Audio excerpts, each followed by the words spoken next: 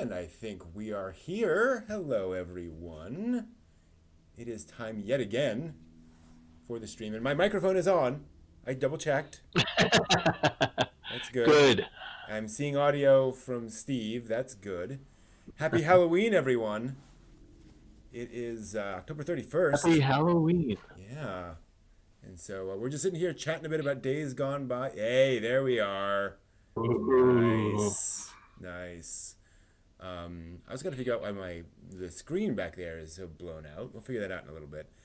But yeah, it is the season for frights and screams. Andy. Candy, yes. So now here's the thing.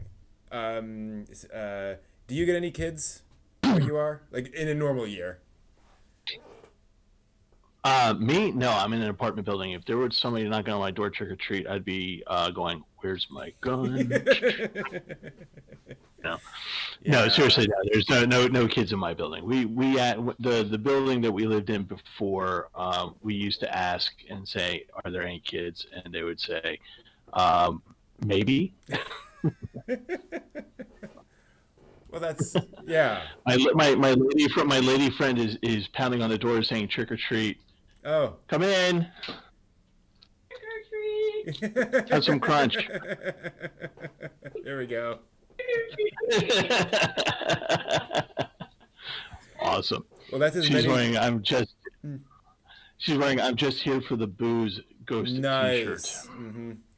My Yeah. favorite T-shirt for the season is "This is my costume. I'm an alien in disguise." You know, I'm actually an alien. This is my human costume or whatever. But yeah, So how no, about you? Do you have kids?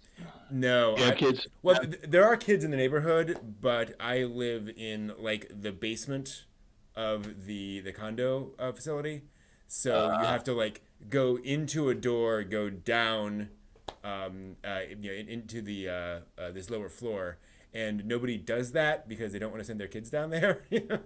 It's like, it's easier to just do the ones out front. Never see little Susie again. Exactly. Yeah.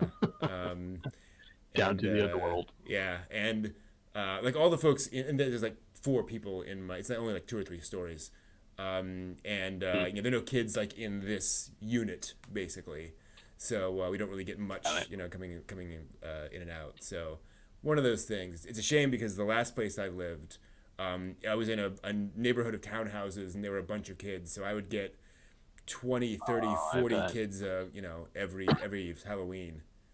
And so that was fun. Wow. They'd actually come over and they'd have their costumes on, and they do the whole trick or treat thing, and Yeah, that. there was one Halloween when we were walking up one of the streets, coming back home, and it was Cathedral, I think, and all these parents had bought way too much candy, and it was like that Oh, one section of the neighborhood where all the kids are. So all the kids had gone through like 3 or 4 times, and mm. they're young, so they need to be taken home. So it was 9 o'clock at night. So we had a whole bunch of parents with like buckets of candy, going, "Please, please, I have a 5-year-old.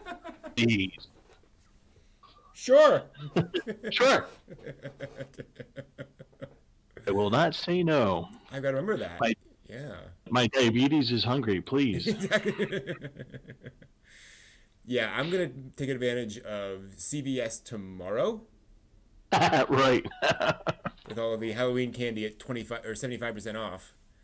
You Hmm. know, just get that. You gotta be careful because you walk in there like, oh, this is cheap, so I will buy 10 pounds of it. It's like,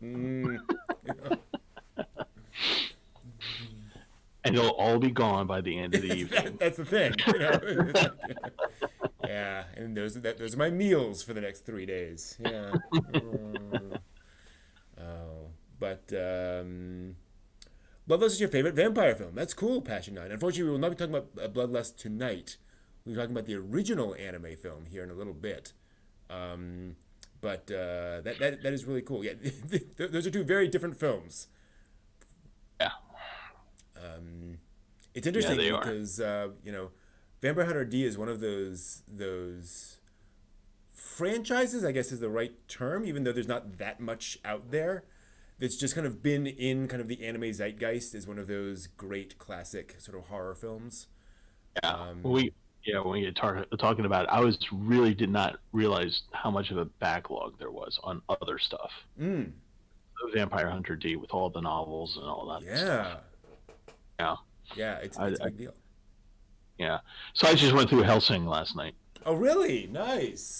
The first series, not the one not the one with the Nazis and Zeppelins, which were interesting. I like the first series better, but just kind of watching it and just kind of just watching through the whole thing and just kind of just loving the music at the beginning of it, and just Luke Hard, he just doesn't care. He's like Honey Badger. He just doesn't care. He just doesn't care. It was just. I said this in a video last week about Hellsing, which was that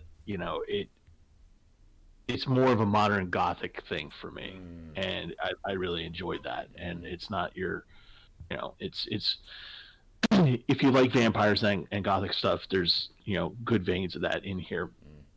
And my favorite episode is the episode where Police Girl becomes Police Girl, because that whole episode of just going out to his tiny little township hamlet, really, and it's the one church on the hill, and everything is corrupted around it, and it's just makes for great story. And that one particular episode for me is just one great little encapsulated story. It's really cool.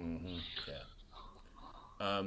And man, that's a great question. I thought there was a manga as well, and obviously it was based on light novels. But I thought there was a manga adaptation at one point. There is. Mm-hmm. There is, but it all started from the novels. Okay. Yeah, there was a manga adaptation starting in 2007. So that makes sense. Hideyuki Kikuchi. Oh my goodness. He of many things fame. Dark Side of Blues and Demon City Shinjuku, which would be another good Halloween anime, I think. Indeed. What's funny is that on Retro Crush, you actually have to sign in your age to see some of these movies. Mm-hmm. And Shinjuku, Demon City Shinjuku is one of them, I think. Mm-hmm. And although it makes me laugh, that one makes me laugh for some reason. That particular anime is just like really off the rails at some point. Yeah. Yeah. Oh, no, Shinjuku is great fun because they know exactly what they're trying to do, and they just do that to 11. Right? Like let's just do this, as full scale as we possibly can. And it's not your typical storyline, but it's great. You're right. Interesting. Oh, that is interesting. The Vampire Hunter D manga was financed by Digital Manga Publishing. Oh, I didn't know that. So it was essentially it was not an original Japanese production. Like they contacted Kikuchi and said, "Would you do this manga for us?" So that's really interesting. It was, essentially an American production. Wow. Obviously, some things are switched around a little bit. Yeah. Yeah, it was released in the U.S. Like it was. I think it was primarily released in the U.S. because it was. That's right. Yeah. It was made by a U.S. company. That's fast. I wonder if there's a Japanese version. Like that's bizarre. Right. Man, how weird. Which is another 2007. Yeah, 2007. So, I mean, yeah, manga was hot. There would have been enough money and interest to go, and it's a great example of how this franchise is just, it has that pedigree. Yeah. But yeah, no. Hellsing's fascinating. I have not seen very much of Hellsing, and I need to. But I remember Crispin Freeman being interviewed about that once. He's the voice of Alucard in the English dub, Right. And somebody basically asked him, so what's the deal with Alucard? Like, what's his motivation? And Freeman said, it's simple. He's bored. He's been around forever, and he just wants to stir the pot and see what happens.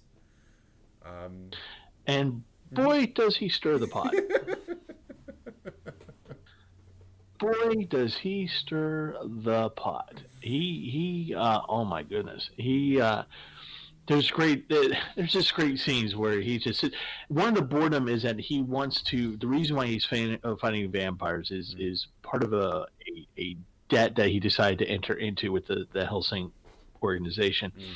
Oh, hey, there's John. Yeah. And but he really is looking to fight a master vampire like himself. Oh, okay. Yeah. And that kind of thing, and he's constantly disappointed. So he just kind of goes, okay, I killed these vampires. You know what? I need a rampage. Okay, let's go start killing people.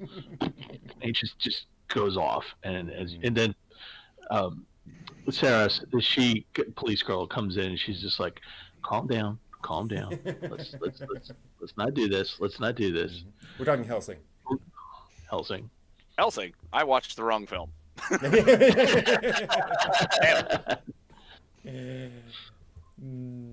Yeah, I've not seen any of the Helsing either. Now, this one I had seen before, and I alluded to. Sorry, look at my ear out here. There we go.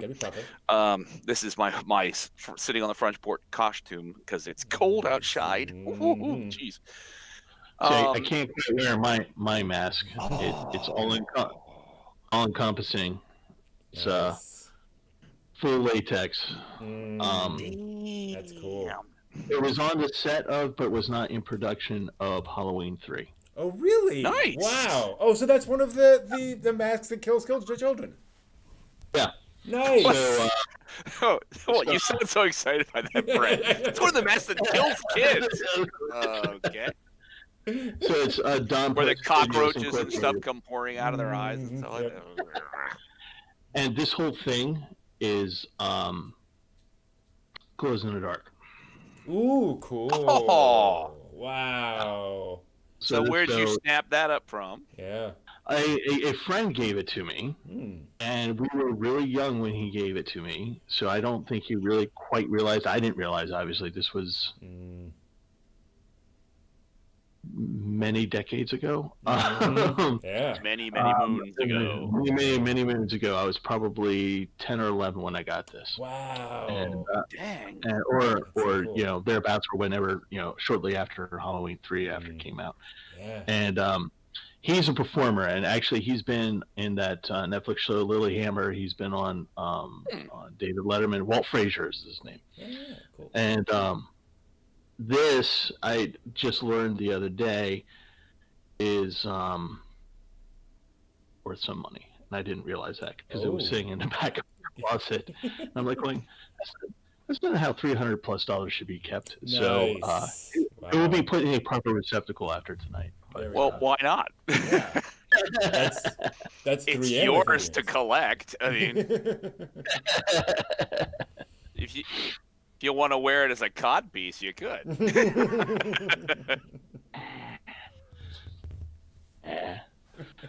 Too much fun with this mask. There we go. All right. Exactly.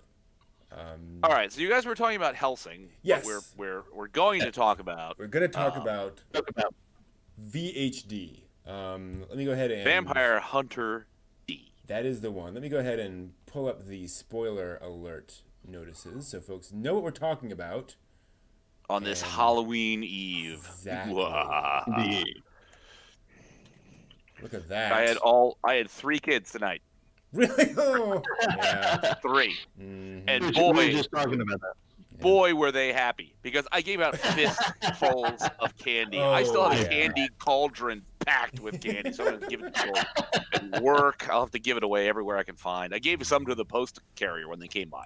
Nice. I'm like, here, please, take candy. I used to give out full-size candy bars. Oh. Yeah, I was that guy. You were the myth and the legend. Yeah, so the first year I gave out candy, I got like 12 kids. By the last year, I got like 50. Oh, because they all knew, and they were just word gets around. Yep, they told their kids. Man, their I wonder if I friends. should do that. It works. Although you have to tell the younger kids you can't take fistfuls of full-size candy bars. Like, that's not cool. Well, nothing is unmonitored. Like some of those people as a kid that they would leave like candy on the porch and be like, "Take one." Be like, "Okay, I don't trust children. I'm going to be there to monitor their candy intake." But living in the South, that there are a tremendous number of churches within stone's throw of any given place. And they all do trunk or treat now. That's a thing. Yeah. And again, rather than walking 10 blocks, which was the point, kids are, they're ultimately in the end pragmatic about their acquisition of sugary treats. So, they're like, a parking lot the size of a half an acre with 50 cars, or 10 blocks that maybe 20 houses are participating. I'll take the lock solid guarantee on the cars. Yeah. Like, Yep. They bring out the pillowcases and they're just like, just do it. Just give me. And I think the three that I had tonight were the ones that they'd finished their run to the trunk or treat. And now it's like, well, we got a car. We'll just drive around, see where the porch lights are on. Yeah. See, if I were a kid, I would map out all the trunk or treats. And I would go to 5, Yeah, because it doesn't matter if you're a member of that church or not. How could they tell if you're in a costume? Exactly. You're just a kid with a costume. You walk by, they put candy in. It's like, shalom. Allah Akbar. Hey, we're all good, man. Exactly. In nomine Patri Spiritus Sanctus Filii. No? Oh, there we go. Nice. Hang on. Latin there. Cool. Speaking of Latin, candy knows no boundaries. Exactly. Very true. Unless it's peanut allergy. Then true. Never mind. And speaking of which, if you want to be seen as somebody who is contributing, but make sure nobody actually takes your candy, it's very simple. Just lay out bowls of circus peanuts or candy corn. Raisins. Or the boxes of raisins. The boxes of raisins are the worst. No question. And they will just sit out there all night, and then you can just take them back in and throw them away. Well, candy corn you could just recycle endlessly because it never goes bad and nobody ever eats it. So it's great. Same thing with circus peanuts. Not so much raisins. And the thing about the raisins is that, I like raisins. The problem is a box of Sun-Maid raisins has about the juice of a rock left in it. Yep. It's just a solid mass. There's just nothing left in there. And it's like, nah. Yeah, when you open it up and you go, and it goes, boom. By that point, I might have preferred a single prune. Yeah. Thank you. Hit your toe and you're like, ow! Those raisins hurt. I liked the people that used to give out dollars. Yeah. And not paper dollars. Yeah. There used to be a house that was near my cousin's. Because I lived in the country and my cousin lived in the city. And I'd go over to his place and we'd canvass all the neighborhoods. And there was this one place every year that gave out Eisenhower silver dollars. Nice. Wow. Obviously not silver by that point in time. Right. But bimetal, whatever thing. But they were... Yeah, I mean, that was one of those things where you'd go candy, clunk, change. Real heavy metal. Nice. Wow. Yeah, I used to get, there were 1 or 2 houses that still did popcorn balls when I was young. Yeah, homemade popcorn handmade balls. Or the ones in the little bag? Oh, handmade. They did it right. And they were. I got that one year. It was in a bag. It looked like a striped circus bag, and it was crimped at the top, and it was a popcorn ball. Yeah, popcorn ball. Yeah. Yeah. Yeah. And you can still buy. They sell pre-wrapped, pre-made popcorn balls. All right.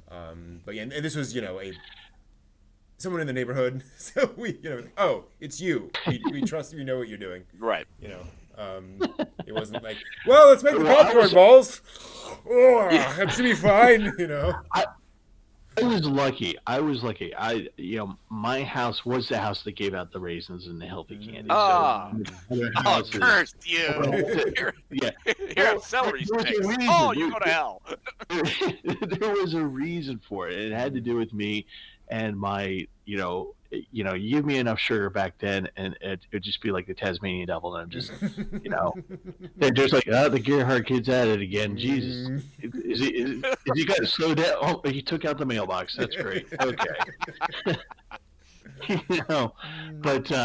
So my family was the only family that did that. But so I was fortunate with going to the other places, and there was that one person who did the handmade popcorn balls, and they were actually the things that we ate while we were trick-or-treating, because that was a really good thing to have. And it's healthy. When we used to healthy, hey, it's popcorn. But for all we had antihistamines crammed into that. I'm freaked out. So, but what we did is that because the neighborhood was so large back in Gaithersburg, it was actually about 2 or 3 neighborhoods combined into one. So we would actually go into have someone actually use their riding lawnmower, and they would pull parts of kids behind them. Oh, cool! Wow! So we were lowered in, and we go, and so you knew what was going to happen, because you could hear the like the ominous lawnmower coming up the street, and there's somebody there, and they're just like at the coulee with the beer can, and they're just like going, "Okay, kids, go, hurry up." Nowadays, you would have so fast the police on your ass. You're operating a vehicle that's not licensed for road use. And the adult will probably like, we can outrun them, kids. It's okay. I'm just going to pull the mowing deck up and then put it into 3. Here we go. 15 miles an hour.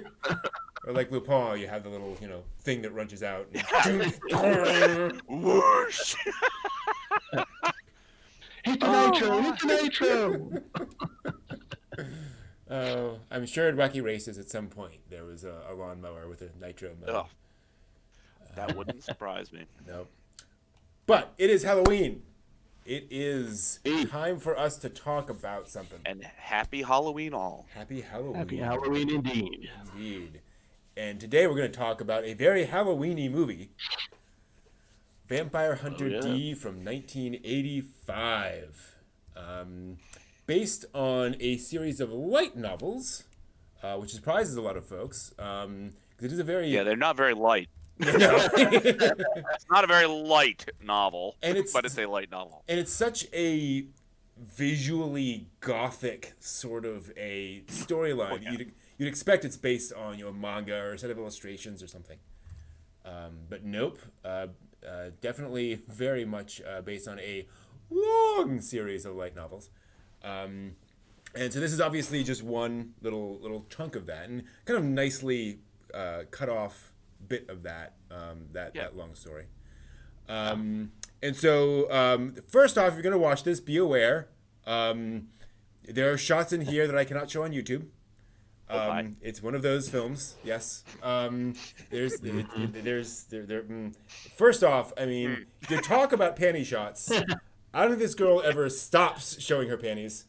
Showing panty shots. Yeah. Well, that skirt really is just like a dust fringe. Yes, it's not actually a skirt. Yeah, like a 4-inch skirt. And a lot of blood, a lot of gore, a lot of things getting chopped in half. So just be ready for that. Let's talk a little bit about those overall sort of visuals, the visual style of this, because it is very distinctive, and it kind of hits you right off the bat with the visual style, because it is pretty stylized all the way through. How did you guys what did you guys think of it, sort of just visually? Well, let me put it this way: literally, the copy I watched had no English; it had only Japanese, and I gained essentially like maybe 5% more information than I already had when I watched it the first time. Now I watched it with sub. Yeah. And that's what really surprises me to say that it came out of a light novel, because the visual interpretation of what they did, it translates like amazingly well with absolutely no translation. Yeah. You know what I mean? It just visually you can follow the story entirely. And then having, now the translation available, it's like, oh, okay, I already figured out who the bad guy was. I already figured out who the good guy was. I already figured out even those weird little things that were in the field that kept the sheep, the mutant sheep safe. The crosses made total sense. I had no idea that the pillar things were garlic emitters. But I figured that, right. You know what I mean? And that's part of the 5%. It's like, I knew they were a thing, and it was anathema to the vampires or werewolves or whatever, and that destroying them, got some result. I mean, when you see her flip the switches off, I'm like, oh, okay. Yeah. So it's an anti-monster electric fence that does something. Yep. So it's like, wow, amazing. It's very good on their part to have made something that stands up, that you could turn off all the audio and follow the story entirely. Yeah. And it's like, that's pretty good. I mean, that's hard to do. Yeah, totally. Yeah, there was no problem with following, like you say, following the story. I mean, you could literally have nothing there and just be able to, the minutia you might not be able to pick up, like the fact that it was garlic emitters, but otherwise, good guy, bad guy, damsel in distress, helpful guy, bad guy. Why is there a face on his paw? But okay, we'll just accept that. Yep. Yeah. Which, I mean, honestly, we don't learn that either in this. True. It's like, actually, you don't learn it at all. You just accept it and you move on with your life. Well, apparently in the novels, it's not even well explained. Oh wow! It's that there's as of yet there's no story that explains how that hand gets in there, and it's actually considered where they call it. It actually has a name called left hand. Okay, that's what they call it throughout the series. Hidari. Left hand, but they don't really. Maybe I don't know, but Migi is right. Hidari is left, so maybe it's called Hidari because you think about Parasite, the Maximum. His right hand was infected. So he called it Migi. Right. So righty. Yeah. Could be. So the thing that threw me about this particular anime was that there were parts of the animation that I thought were really kind of cool and kind of very detailed and stylized, and then there was really weird movement. Yeah. For some of the like the horses, I'm like. The horses don't walk like that. Yeah. Well, they're all robo horses. But it was pretty neat, and it was just kind of interesting. And again, you kind of had to read into it a little bit, and even the dub, you don't really get a whole lot as to why he's always covered up, and you kind of figure it out by the end. But apparently the light novels talk more about it in detail, with the whole, facing and everything. The Dunpeel existence versus a strict human or strict vampire. Right. And but the view of it was kind of interesting. So some of it I was just like, okay, that's pretty cool, and some of it I was just like, huh, really? Like at the end when the castle is sinking, sinking, and there's that, and I'm just like going, I know this is supposed to be epic, but this is, and I know it's pre-Akira, so I know there's not going to be this like big orchestra music going on here. But then there was this like almost like 2001 Odyssey thing going on in the sky where they were trying to for these different effects, and I'm just like going, yeah, it doesn't really work for me. Yeah. It just you could have done a headache. The Akira sound. Just have it sing. Oh, oh, oh, oh, oh, oh. Like that could have made your day.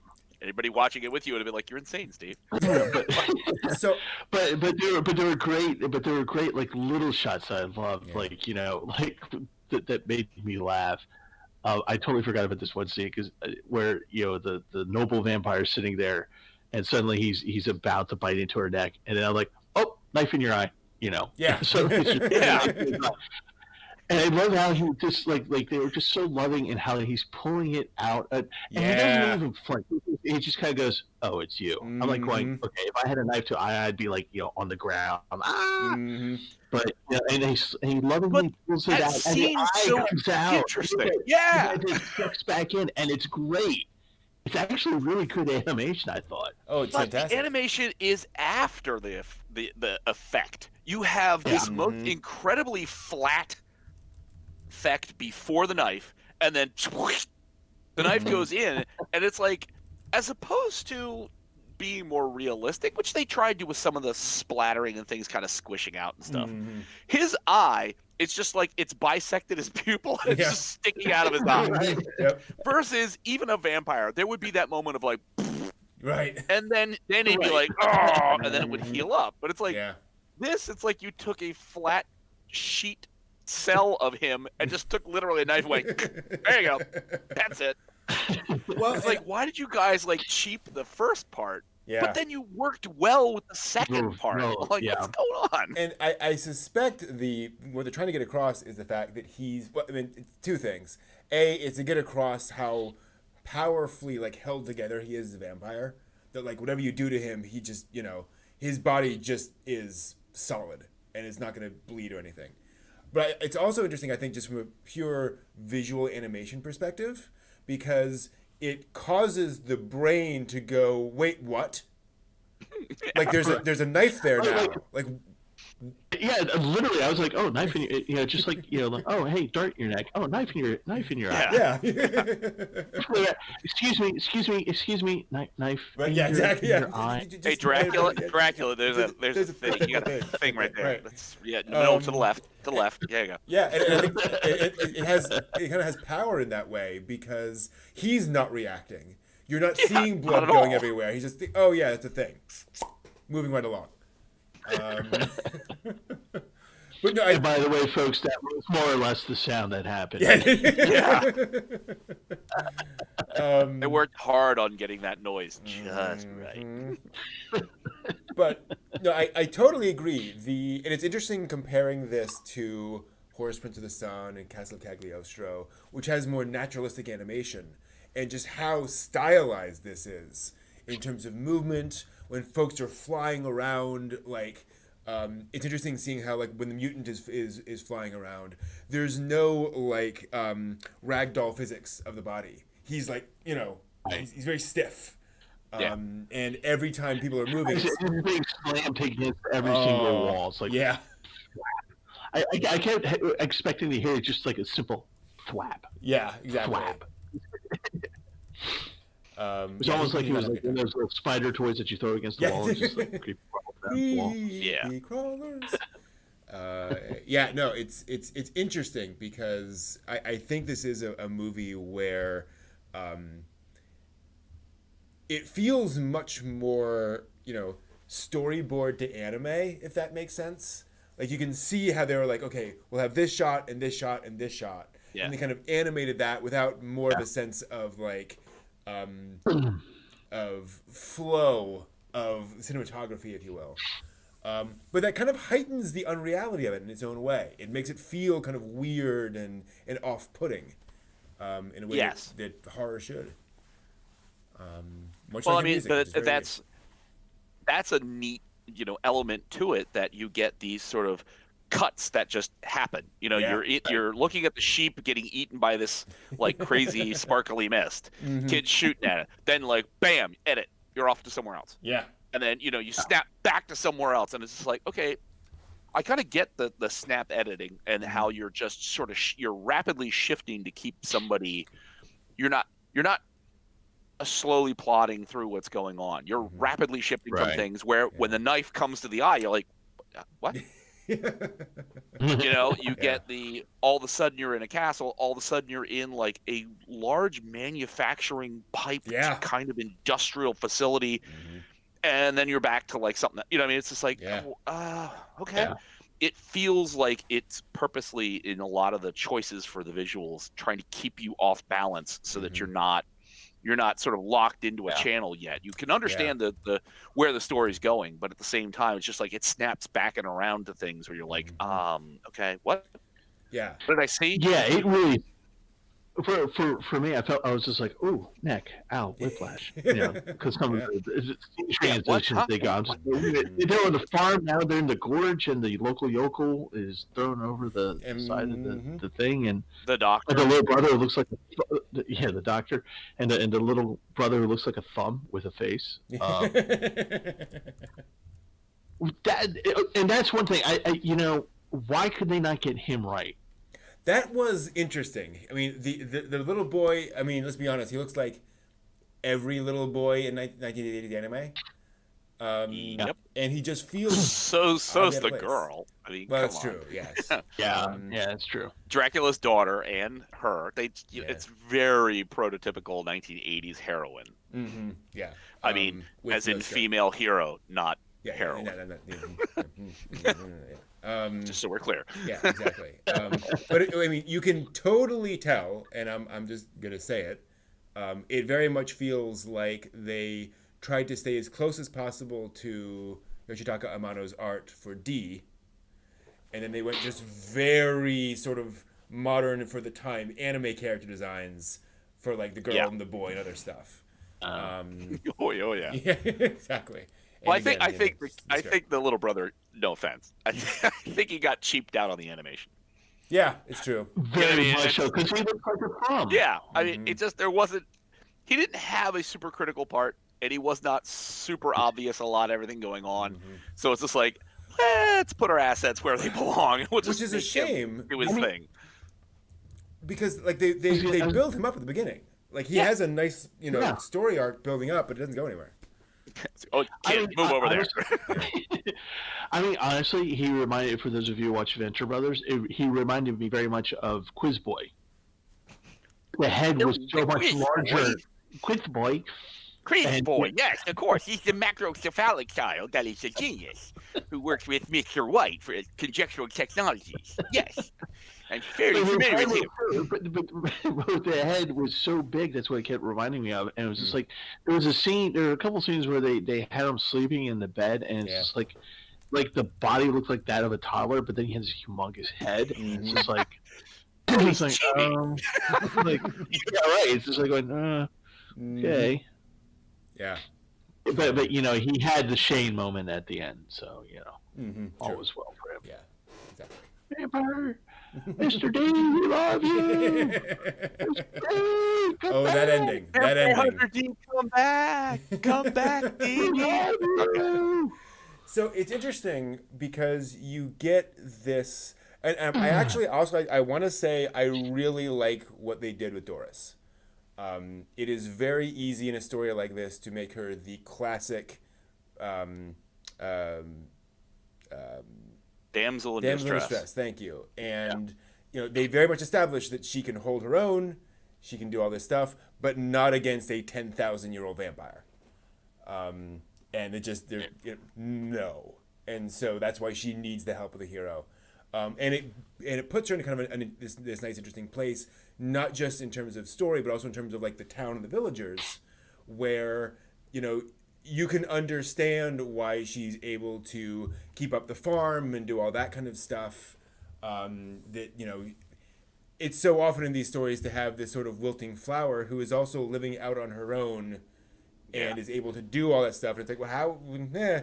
But she feels like a well thought out character in that sense. And then of course she gets sort of hypnotized and brought in. And did anyone else think Castle Cagliostro in this, by the way? Like big evil villain guy, big castle, blonde haired girl, all that, the whole wedding sequence. Like I don't think it was intentional necessarily, but it did have a little bit of a Cagliostro-ish vibe to it. I didn't get a Nausicaa feeling, a Cagliostro feeling on this at all.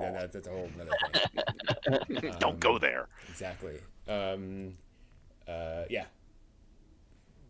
Miyazaki never steals from himself. Sure. Exactly. If you're gonna steal from the best. If you have to steal from the best, you steal from yourself. Right there. Totally. I also want to talk a little bit about Dee as a character, because on the one hand, like as an 80s sort of horror action villain, I think they did a pretty good job of making him interesting, or making him not boring to watch. I'll put it that way. Right. But also, like, there's just not that much there to him, I think. No. He's a man of few words, to say the least. Thank you. But no, one of the things was you learn when you read into it, like, how powerful he actually is. And when you first watch the anime, the movie, you're gonna at first think you misheard Dampier.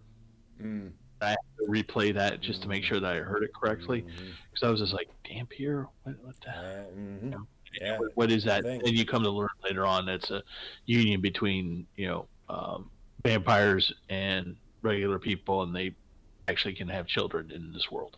But again, he's of very few words, and he's your prototypical, I think, cowboy kind of guy. Like I saw Clint Eastwood in him. I saw a whole bunch of stuff. The Man with No Name. A lot of Western. To me, this had a very strong Western vibe. Oh, true. From his duster to his big hat. Yes. That right. But what was interesting is that his own personal animation to me was very blocky. It's like very and his movements were very I don't want to say precise, but it was just like very calculated and like very limited. He really didn't have that much movement in this movie. In terms of fighting and stuff like that. It was always a calculated position, and then he'd do his thing, and then the person would die a most horrific bloody death, or get their hand cut off or whatever. I actually thought the most interesting character was the mutant Ray, but we can talk about him later. But the vampire hunter D, you get nothing from the movie. You get no backstory. You get very little. Like, pretty much the bad vampire pretty much it has to explain what D is. Yeah, right. The only part that you get from him is when he almost succumbs to his bloodlust. Right. And by the way, very interesting shot that kind of sends him over the edge. Yeah, I love that actually. I'm just like, that's a detail you normally don't get. Exactly.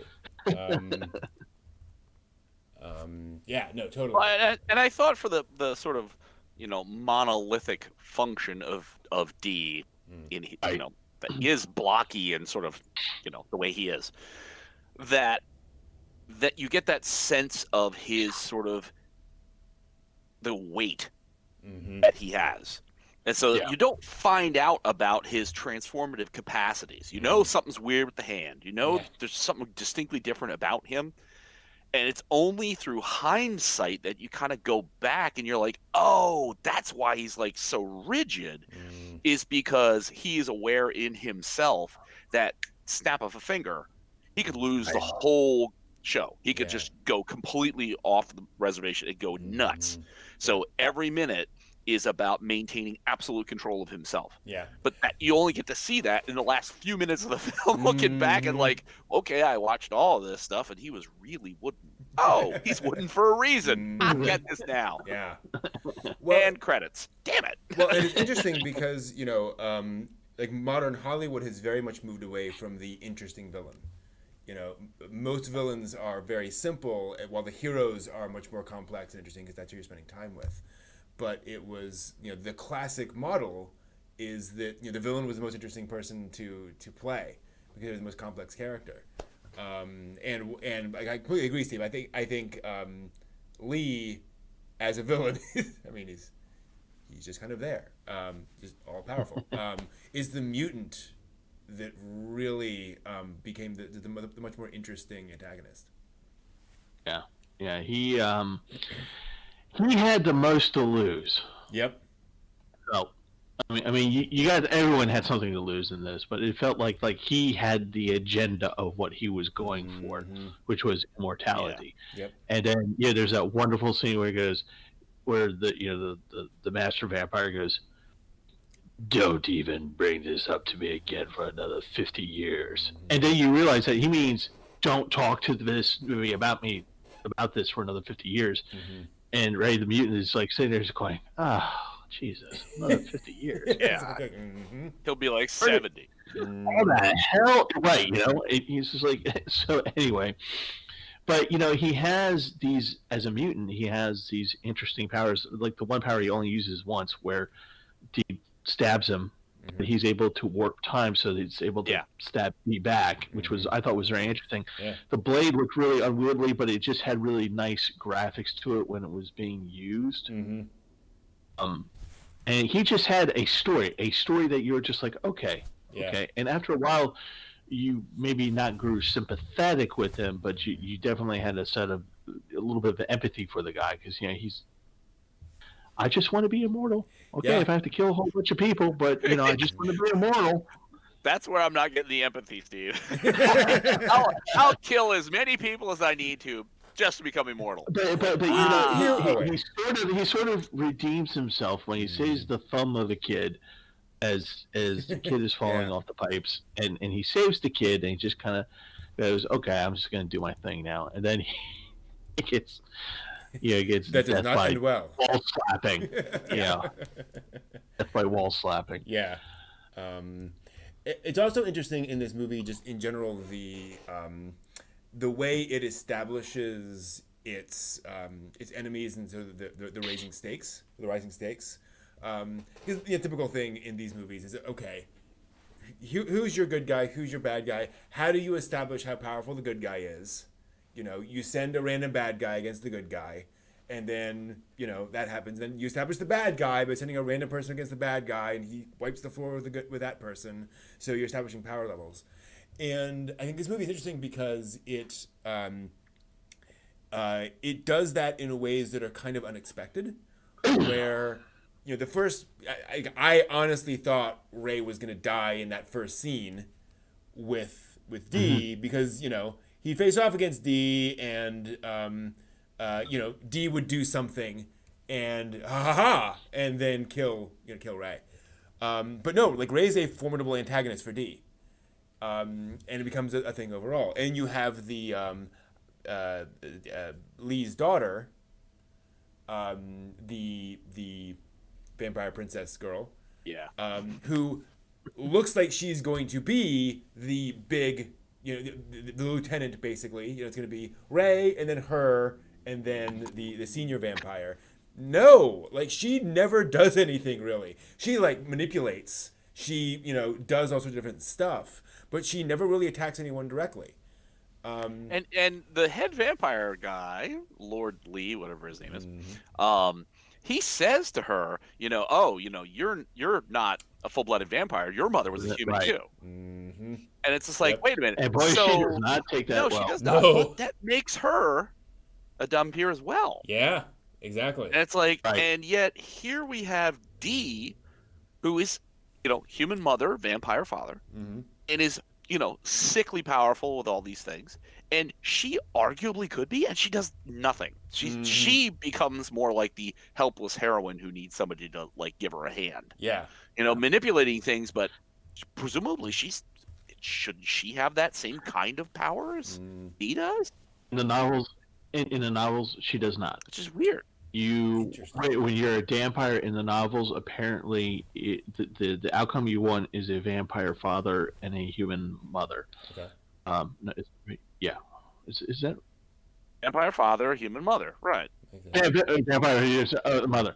Okay, no, sorry, I got it wrong. But apparently there is, if you there are actual power levels. It depends on who your father is. Gotcha. If your father is human, then you don't have as much power. Then if your father is a vampire, then you get a lot more power. So yeah, you're right. She would have arguably the same amount of power as Dampier. But in the novels, it's never clear if. And there's a one moment where Lee kind of goes, "Is it possible that D is a descendant from the sacred ancestor who is Count Dracula?" And in the novels, there's that question is kind of left. Kind of unsaid, but it's kind of leaning towards that. Well, it is. Well, what's interesting and I'm sure this is dealt with in the novels in some way, is that, Dracula would be a more recent, well, maybe not, because we don't know how far in the future it is. Right. 10,190 AD.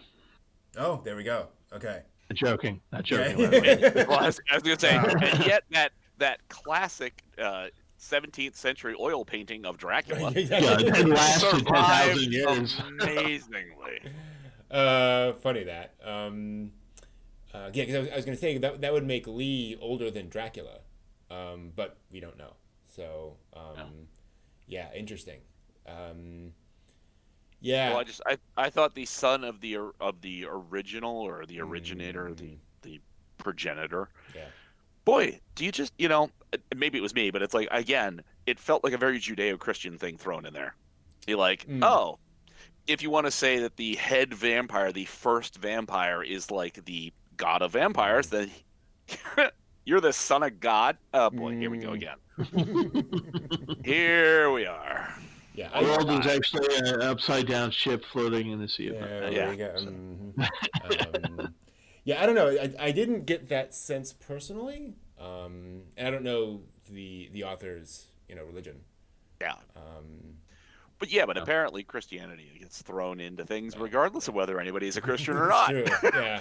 How many people go to St. Gloriana Academy and they're wearing crosses, and they have a church, stained glass windows, and the person writing it has never been in one. Like, okay, cool. But yeah, religion as theater. Well, yeah, exactly. Well, and that's actually an interesting thing here too. I mean, a lot of crosses, right? Like they rely very heavily on that idea, which conceptually, and there's certainly been vampire stories in the past. I forget which one I read where someone was like, "Why would a holding up a certain shape make a difference? Make a difference? Yeah. Like that makes no sense whatsoever." It's again very much a sort of a religious, thing thrown onto there. Yeah. And I wonder, Steve, I don't know if you know this. Does that have an effect in that world of Vampire Hunter D? Crosses. Well, you see the werewolves taking great care to remove the cross from her neck before he shows up. Mm-hmm. So there is some power to it, but I would imagine that it's probably the old formula of how much do you believe, in your religion. So if you're there's one book series about vampires where the woman protagonist says a cross isn't going to do you much good against a vampire if you're an atheist. Right. Kind of a thing. So maybe there's that thrown in there. And Lee could be so powerful that it really doesn't matter. Now, what's interesting is in the books, this it's good. The books are so different. Apparently, the mankind is bred genetically to not remember that garlic is a thing, and that crucifixes are a thing, and that there are weaknesses to vampires. So that in the books, in the light novels, they don't know. They have a genetic memory lapse of not knowing that. Okay. So they don't know to do that. And going back to keeping the painting fresh after 10,000 years.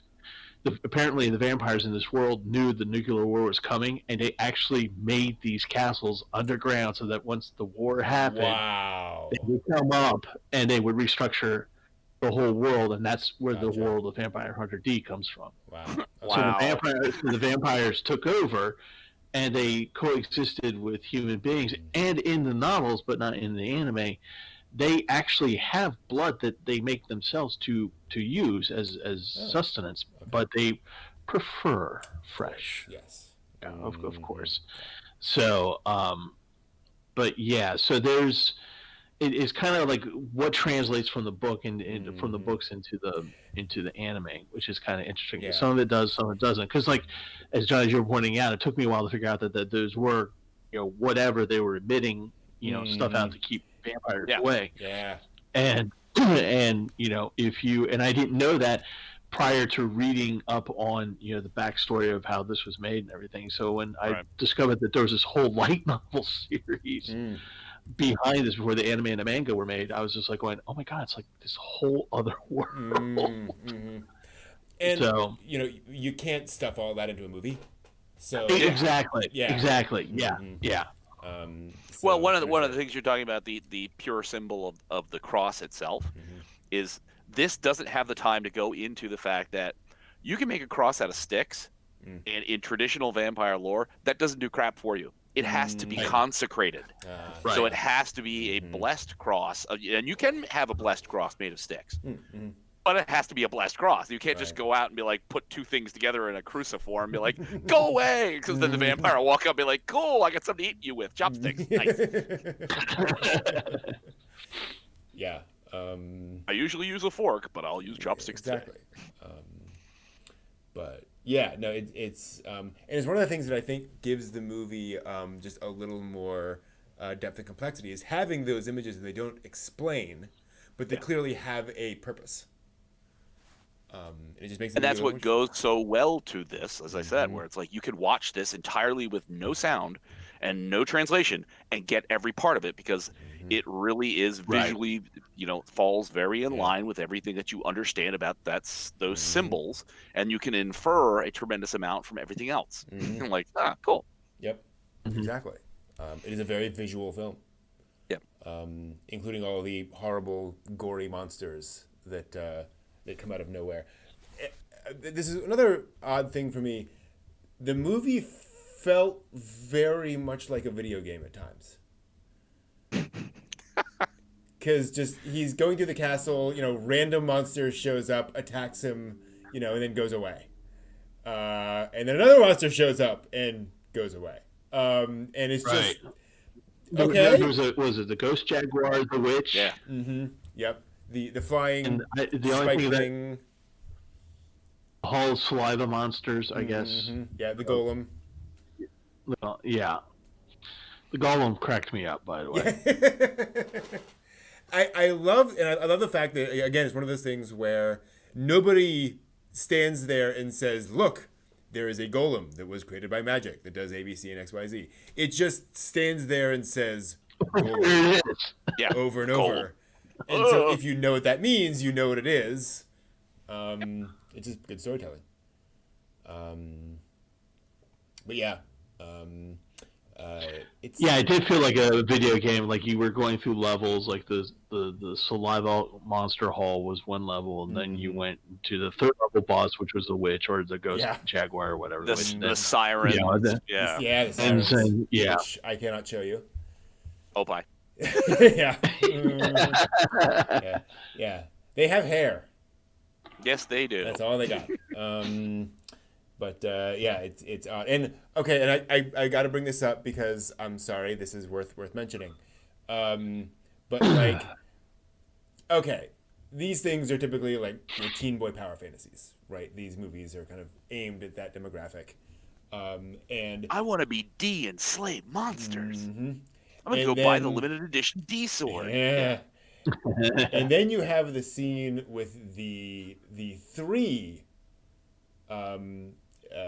Lamia women, basically, who proceed to drain his life essence. Wonder what that's a euphemism for. But his stamina is so strong that he outlasts them, and they're unable to keep on because they've been going for half a day, and boy, he just can't. And I'm like, he took a magical blue pill. Right. Yeah. It's a very thinly veiled male fantasy, isn't it? Yeah. That's fine. Yeah, exactly. To the degree that Lamia women are a male fantasy, but I understand it's a substitute for other things. Exactly. Yeah, it's a whole thing. Yeah, but it was kind of funny that they were like, okay, yeah, you went there. But yeah. It's also let me see here. I thought there was something else I wanted to bring up. Oh yeah, the ending. Dean, come back. So We love you. they destroy the vampire, and then which causes the castle to collapse because fantasy, anime, horror, right? Like that's just what happens. Yeah. Whatever. And then we get like this 3-minute scene of the day turns into the night and the night into the day, and all this stuff happens, and then suddenly we're in Bavaria. And it's just all it's all green and light and beautiful. And I gotta say, like, there's a part of me that really likes that aspect of the ending. That loves the idea that you've seen this world, and then it is literally like the willpower of that vampire is making it into this dark, gothic, horrible place. And when he's gone, everything's back to normal. This is how things should be. It's, again, sort of a very gothic thing. But boy, it comes out of nowhere. Lifted from the land. Yeah, exactly. But it's just kind of like, that's not where I thought this movie was going. Like, wow, weird. Well, I kind of doubt the sparkly mist that likes to eat the mutant robo sheep. I'm kind of sort of doubting that that's just gone away, because I mean, though the werewolves perhaps be as servitors of the vampire, but would the little sparkly mist thing necessarily be a servant beast to a vampire? What's the point there? Yeah. But yeah, it's like okay. All things evil are gone. The land is cleansed. So, but is the sparkly mist evil? It could have kids at home that it's trying to feed. Exactly. It could be working 2 jobs just to try to make ends meet. Did anybody stop to think about what the mist is doing with itself? Huh, that's very one-sided first world thinking, exactly. Steve. Totally. I'm shamed. Terrible. Yeah. Did you guys what did you guys think of that ending? I thought it was oddly quick but long at the same time. Like, it was like okay, it's like we see the brightness and the color and the spirit comes back to land, whatever. And Dee's going off on his own, and it just seemed like, okay, we get it. And so there's a really quick resolution, but then it just draws out with Dee just riding his horse and just his robo horse and just going off in the distance with people screaming at him from a cliff that I didn't waving. Yeah. And having the and it went on, and I'm just like going. She should have just knocked the kid off the cliff, be like, "Bap!" There you go.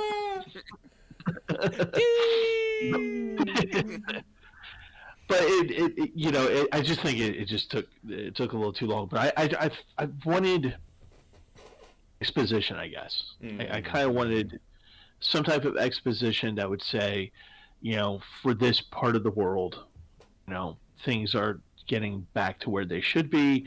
Right. And I wanted something more along some type of exposition for Vampire Hunter D to go on to the next town, so to speak. Why, like, is there somebody who's like, hey, we need help in this other town, or is this, he just literally rides off into the sunset. Yeah, he feels the force and goes where the darkness draws him. Pretty much. I don't mean it in a bad way, because it's nice to get to the end and see the atmosphere lightens and you feel uplifted by this ending. It's like, now the horror's done. Oh, what a better day has dawned. And I say this respectfully. It's not my book. It's not my movie. It felt like a cheap ass ending. Yeah. You know what I mean? It's like you take something that's the pinnacle of horror. You're fighting a 10,000-year-old super powerful vampire. This vampire has been, ravaging the land and, plucking people out of the communities at his will for his pleasure, because he's so bored with existence. And you have this, cataclysmic battle and you've won. And now it's just like right off into the sunset, everything's fine. Yeah. There's like wastage of people's lives, people that have been turned, people that arguably are still turned. Are they now normal? Yeah. Are they mini vampires that survive on? So now you have the community has to go kill them. There's a lot of stuff that's going on that's not just like, oh, there's birds and sunshine and a big tree and everything's happy. Like, this is a cheap ending. And I'm sure this is not how whichever novel this was ended. Right? No. I'm sure they're like, okay, we got to the end of the storyline. We need an ending for our movie. Here you go. The hills are alive. Yeah, exactly. Stop it. Stop it. Yeah. We can't afford that. This is not how that ends. You're just like, you got a point. You're just like going, oh, the poor doctor. Yeah. He was such a nice guy. Mm-hmm. And you actually don't get for her. She's been bitten by the guy. Yeah. There's no mention as to whether or not she's completely cured. I mean, you see her like in that shot. She's no longer wearing her necklace. Okay, True. That's a good point. So that is a good point. That comes off, but that doesn't. You know what I mean? That's kind of one of those things. You did that because you were hiding it from your little brother, and they point that out. Be like, does your brother know? Yeah. And it's like, so you could easily say by now the brother was well aware of what the hell happened. So she wouldn't need to wear that covering anymore. But same thing. Yeah. Is she a vampire? Does she carry that now? Is there something that has to be done about that? Yeah. Yeah. And I think a lot of the movie feels, and again, I don't know, but it felt like they had about 50 minutes of movie and stretched it to an hour and 20. Because there's a lot of sequences of this that is very much, we're establishing the hell out of this field, or whatever, and this ending as well just felt like it was, about 2 to 3 times as long as it really needed to be for what it was communicating. It's funny. I think if they had defeated him, and then there were like 3 or 4 shots of him riding off, green fields, he's riding off, they're saying goodbye, I would actually be more satisfied with that. Because I'm like, okay, we don't have time. We're just, land is back to normal. He's leaving, fine. But the fact that they dwell on it so much, I'm like, well, but why didn't you spend time on the other questions? Do you love you? Well, I mean, come back. Visually, the rebirth of the land thing, the spirit of the land has come back. Yeah, you could have had him ride with them, drop them off at the farm on the way, and literally have him riding off into the sunrise. Hey. And then as the sun comes up, you see there's D, his shadow begins to, goes from darkness. Right. Then you see the sun come up, his shadow extends backwards towards them, and then you see the massive greenery, the beautiful tree, and off he goes. Yeah, I mean, you could have shortened that up entirely versus that your background company, that you're saying we can guarantee you that you're going to have this many frames in this project, and here we are. Yep. Do your background thing. Or you could have had more, and I kind of say this half seriously, more input onto Mr. Facepalm. Yeah. What his deal is, or maybe as they're walking, as he's going off into the sunrise, as he's walking off, maybe his hand will be like saying something snarky. Yeah. As the people are calling you by D, something, anything, but you don't really get anything out of it other than that seems like a really weird wind scar kind of thing from Inuyasha, wind tunnel or whatever it was that Muraku had. Yeah. Well, his little explanation as to why eating dirt makes you get better. Yeah. Although I do want to say, I literally burst out laughing when he reattached to D and said, this guy's such a handful. Like, I'm sorry. Like, that's a great line. It's just a great line. But speaking of which, did you guys listen to Japanese or English dub? English. Japanese. English dub. Yeah, I bounce back and forth between both of them, because I listened to the English dub, and I like pretty much everyone, and then the princess daughter girl shows up, and didn't really love her voice actress, and so switched over to the Japanese and didn't really love her voice actress there either. So I ended up just kind of trying both, and like I didn't particularly find one, amazing versus the other. Was the kid annoying in English as much as he was in Japanese? About the same. Yep.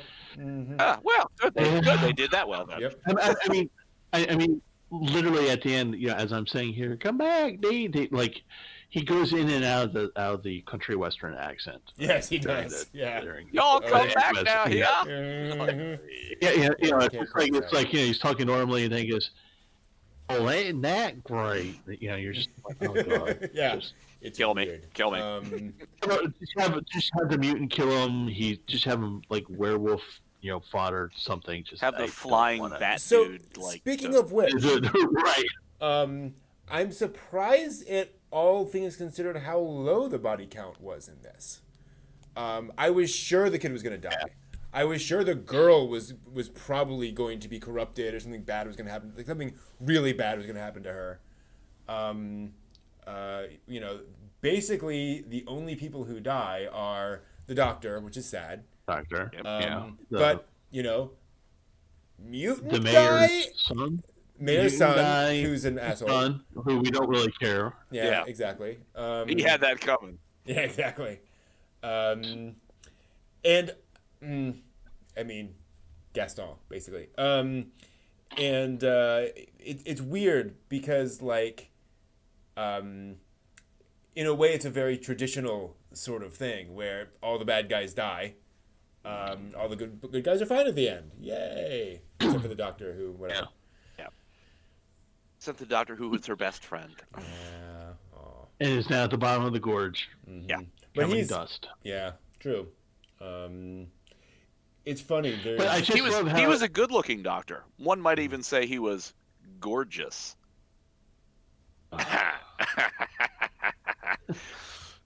Sometimes I have to do this. It's been a great time, everyone. I'll see you later. It's in my contract. But go ahead, sorry. I've derailed things again. Sorry. No, it's fine. But yeah, no, it's an interesting film. Anything else you guys wanted to bring up? No, I was just going to say that if you're going to die, if you're a 10,000-year-old vampire, you should die spectacularly, and he did so in this movie.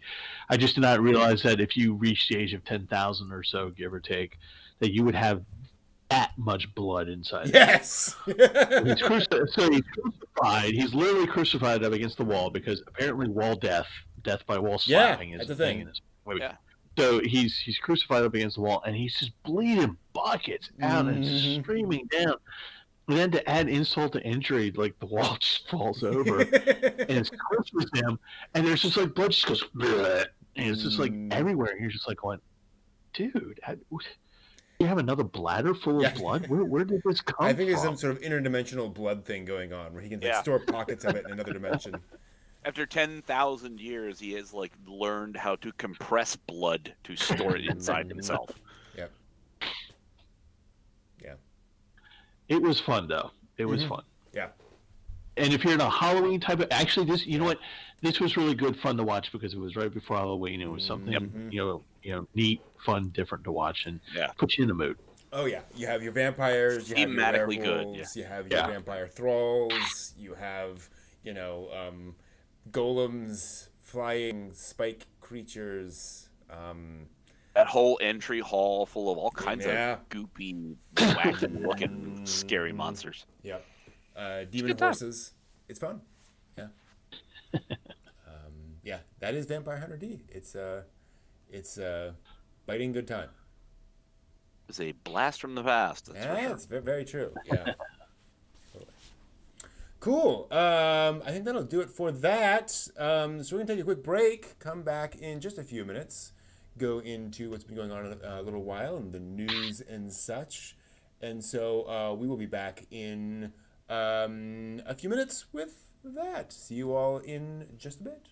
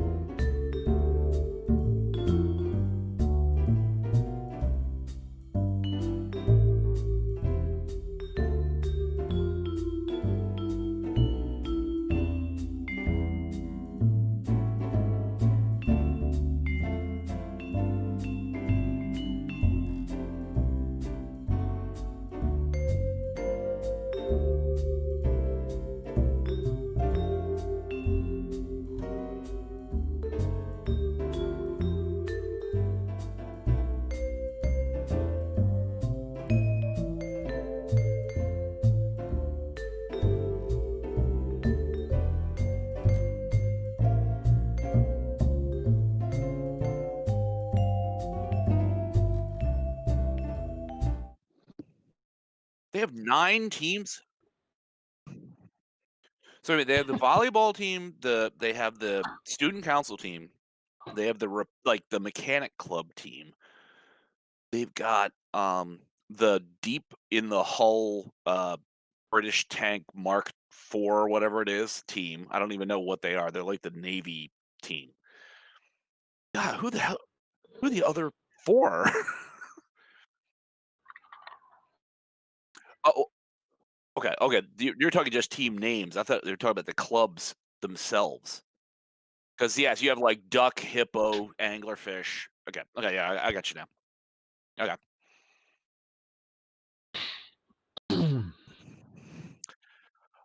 I could not, for the life of me, find the anglerfish magnet to put on my car. Every place I looked, it was sold out. I'm like, you suck. I did manage to find the Ori High School patch. There we go.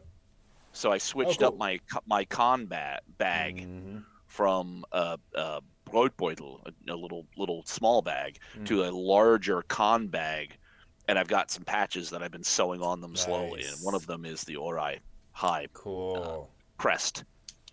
Cool. Yeah, I have. I did something similar to that for D&D. I have like a D&D bag, and so I have like various badges for various like gods and organizations and so forth, sort of sewn on. Neat. And then I have a little bag for my my timer when I do presentations at anime panels, and so I put anime pins on that. So Cool. Little lane pin on there. Nice. That kind of fun stuff. Oh, nice. Yeah. So for your D&D bag, do you have a bugbear on there? That's a good question. I probably does anybody remember what a bugbear is? Of course, bugbear is one of the great D&D monsters. Totally. It's like Adventure at the Keep. I think like the on the module 1. Yeah. Okay. Okay. Bugbear. Still have that. Okay. Oh, Brett's doing a thing. Oh.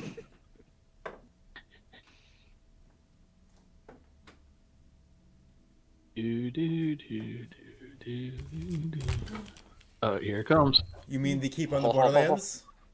Yes! Yes! I have that, yes. There we I got go. that in the box downstairs. I showed you all that picture before. Yep. And indeed, well, and here's an owlbear. Yeah. From the Keep on the Borderlands, from the first edition owlbear. Yeah. Wow. This is the whole Keep. I ran this for my group. Out of this very booklet. In fact, you want a little bit of Halloween creepiness. The Hermit. Yeah, the little nice. Hermit in there. That's very. A Hermit, yes. Does not want to focus. That was the only time I GM'd. Really? Oh yeah. Nice. I ran that for a friend of mine. He soloed it for about an hour and then said, "This is some of the dumbest crap I've ever heard of." I was like, then it took from what? Took from middle school until college to play again. A lot of time. Matt Colville, one of the big DMs on YouTube, he says when he was like 9 or something, he asked his mom to let him play D&D, and so she bought like the box set and said, "We're gonna do this. I'll play for you," and it had a book of for the module in it, And they came home and he was going through all that. And she said, "Now you can't read that book because we're gonna run the game, and you can't read the book, so you won't know what's gonna happen in the game." And he said, "And so being 9 years old, I read it anyway." And when she found out, she threw it out. She said, "If you're gonna disobey me like that, and you're gonna cheat, we're not gonna play." And so he did not play again for years. Hardcore mom. Holy cow! Because first of all, how cool that she was going to play with him. Mm-hmm, that's awesome. Right. Yeah. But second of all, damn, that's hardcore. Mm-hmm. Yeah. And learned his lesson. And he said, in fairness, like, she told me exactly, what I should do, and I did not do that because I was being a annoying little kid. That was totally testing my limits. Like, I should not have done that, and there were the consequences. And so it wasn't until I think middle school he was able to get some friends to play again. But wow, that's a mom right there. It's a serious mom move. So how you guys doing on this Halloween night? How's your week been? A week of anime. Mm-hmm. More anime. Cool. I was saying earlier, I watched Hellsing, of course, Vampire Hunter D. I actually caught up on some manga. Pulled out the Urasaki Corp Service just for a little bit of flavor, and that's always a good read for me. But yeah, it's been a fun week, fun day. I found my very, very nice skeleton mask. Which apparently is worth money. So just because I love showing it off. Yeah, that's an amazing mask. That looks especially awesome. Given its age. Yes. You know what I mean? Yeah. And its pedigree. Yeah. Halloween 3. Wow. What about you guys? John? I watched Climbing Girls. Thank you. Oh, cool. I really enjoy Kuma Kuma Kuma Bear. Mm-hmm. And I thought Climbing Girls was going to be just another sporty kind of, but the way you talked about it, I actually really enjoy the I would say the main protagonist, her enthusiasm and her gamer approach to how to solve the climbing problems. Mm-hmm. And it's like, it's kind of hokey to see the Candy Crush kind of like path that she visualizes, but at the same time, it is just very simplistically easy to watch. I mean, it's just so I can sit down again, another lunchtime. I can just sit down, watch it, knock it out, and be like, oh, that's pretty good. I feel happy about that. Cool. And then of course, the continuation of everything else, Assault Lily, the Muo no Nana, all of these that are just. That Nana one is, oh man, it's a lot darker than it just really, wow. Okay. It's not a Halloween-y kind of dark, but it's just like, she's got problems. I mean, like, her inner monologue or dialogue, which is kind of even probably a little bit more disturbing, she's got problems, and I can't wait to see where this is going to develop because, in Future Diary, why she is nuts. Because she's trying to get Yuki back into how things are supposed to be. And her time in her cage and her with her parents, really had a deep traumatic psychological impact on her. So I'm waiting to see what's her damage, what exactly is going on here. So it'll be interesting. I saw some description of it today that said, oh, it's like Boku no Hero Academy, but it's just it's got a little edge, and I'm like, I'm only on episode 10 of My Hero Academy, and it's not. No, they're not focusing on the training of like superheroes. This is a different kind of thing going on here. It's like the story that's on behind it. There's differences going on. So, it's been another heavy anime week. Wow. Gotcha. Yeah, I have not been watching anime because this has been a week for my media fast. So I used to do this a long time ago, and I took it back on this week. So the idea is I spend a week watching no mass media, consuming no mass media. So no movies, no TVs, no books, no magazines, no blogs, no nothing. Wow. No music, period. And it's just time to kind of reset and to have, frankly, insane amounts of spare time to work on projects and, cook and do all that kind of stuff and just kind of catch up on those things. And it's been really useful. It's been really good. Like, I'm very much glad I did it. Cause it just gives me you picked the perfect time, honestly. Yeah. You're going to drop all mass media. Yeah. That's another thing. Yeah.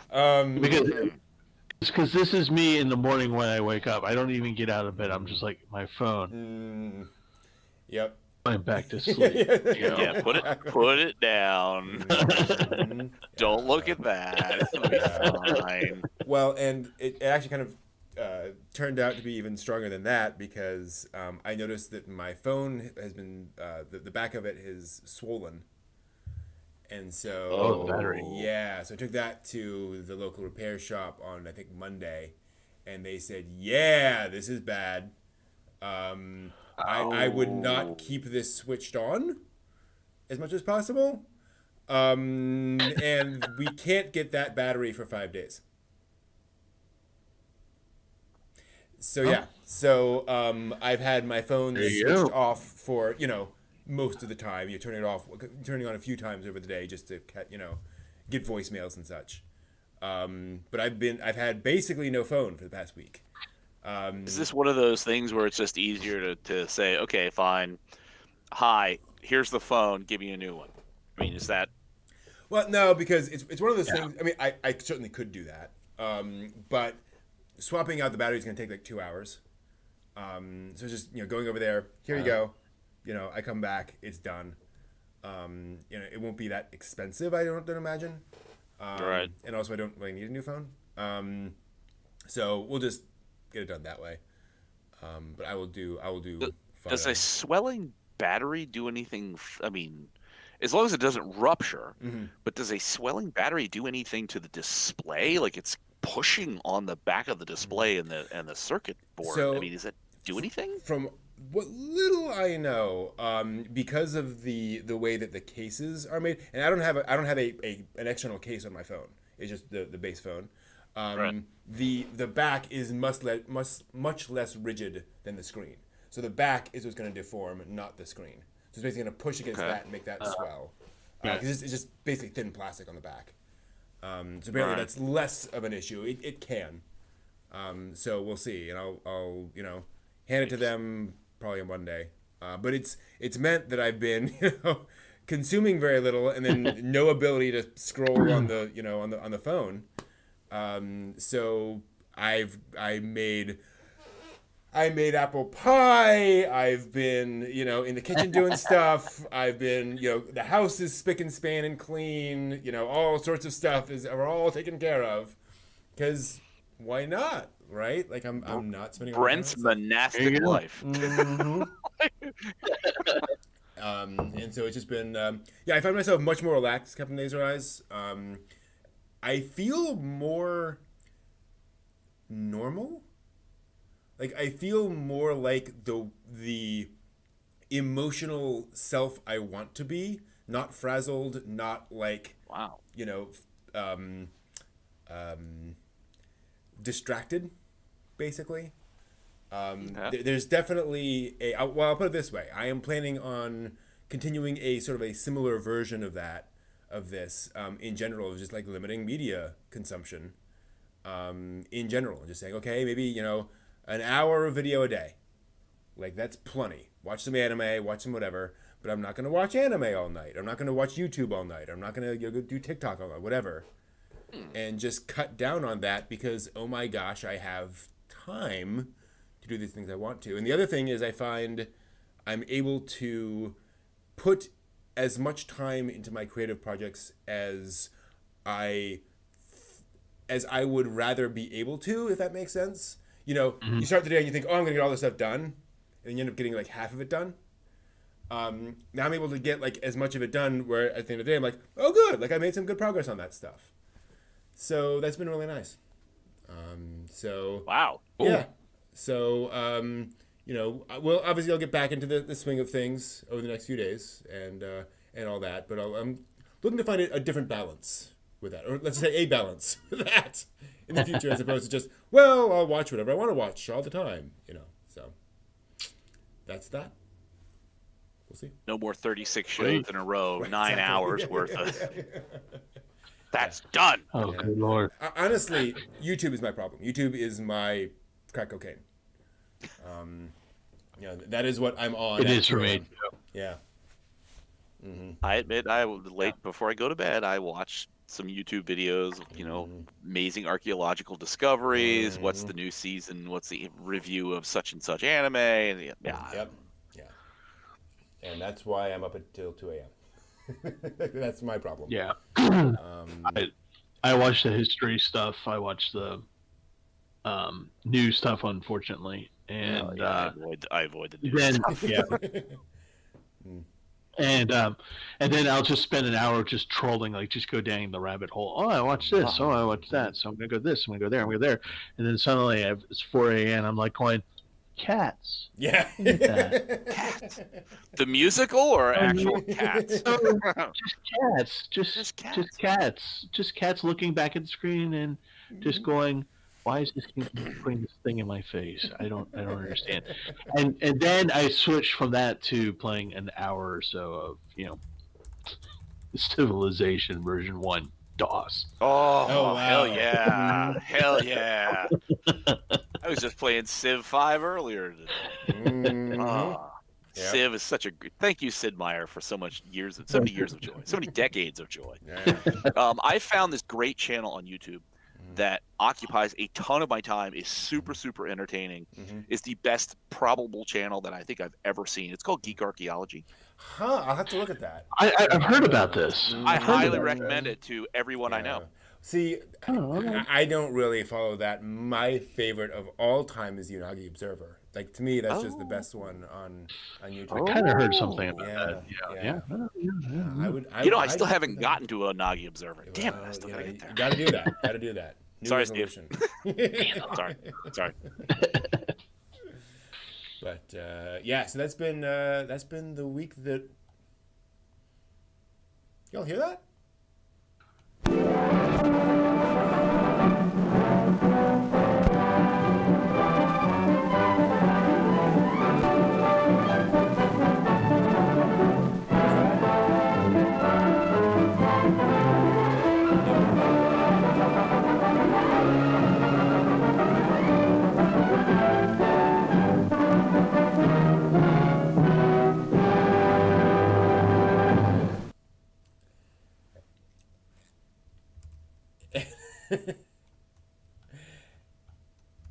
And welcome everyone to the latest anime news for the week ending October 31st, Halloween 2020. Let us get started. Remember last week when Netflix announced their new partnerships with even more anime studios? This week they held a live stream where they dedicated it entirely to anime. So we've got quite a few new announcements to report on this week. And first up, a couple of anime based on some well-established non-anime franchises. If you're craving some mechs, some kaiju, or some mechs fighting kaiju, Polygon Pictures has you covered. Pacific Rim: The Black is set to premiere sometime in 2021. The 3D animated series based on the live-action films will follow two siblings, an idealistic teenage boy and his naive younger sister, that's original, who are forced to pilot an abandoned Jaeger across a hostile landscape in a desperate attempt to find their missing parents. Polygon previously produced Netflix's Blam, or Blame, and Godzilla Kaiju Wakusei films. So, yes, that is a thing that is coming soon to Netflix. Okay. You sound thrilled. I never saw Pacific Rim before. I don't know what Pacific Rim really is. So Charlie Day is the best part of Pacific Rim. True. Yes. I'll agree because I trust y'all. It's mecha fighting kaiju. I mean, that is what that movie is. Yeah. And that's so. I mean, why is theoretically what very little I know of Pacific Rim? Why is it all that much different than Movlov? Because using mecha fighting, invading things that eat people and they're monsters, and you kill them and you. Because it was made by Hollywood and made a lot of money, basically. You know, the fact that it was not made in Japan, and that a lot of Western people actually tuned in to watch it, and it wasn't a failure, right? It caught attention for the fact that people in America actually like giant robots. So. Now, who was in Pacific Rim? Was it Channing Tatum or something? Was a pilot or something? It wasn't the one with Rihanna. Rihanna and the battleship thing, was it? No. Okay, that would not be. No. I've seen the reviews of that one, and they're not good. Yeah. Let me just. It's not a good movie. That is Charlie Hunnam. Charlie Hunnam. Okay. Idris Elba. Yes. That's why I forgot he was in there. Yep. Ringo Kikuchi and Ron Perlman, actually, as one of the things. Ron Perlman. Oh yeah. He's a major character. Hellboy was in that. Yeah, exactly. It had a budget of $180-200 million and made 400.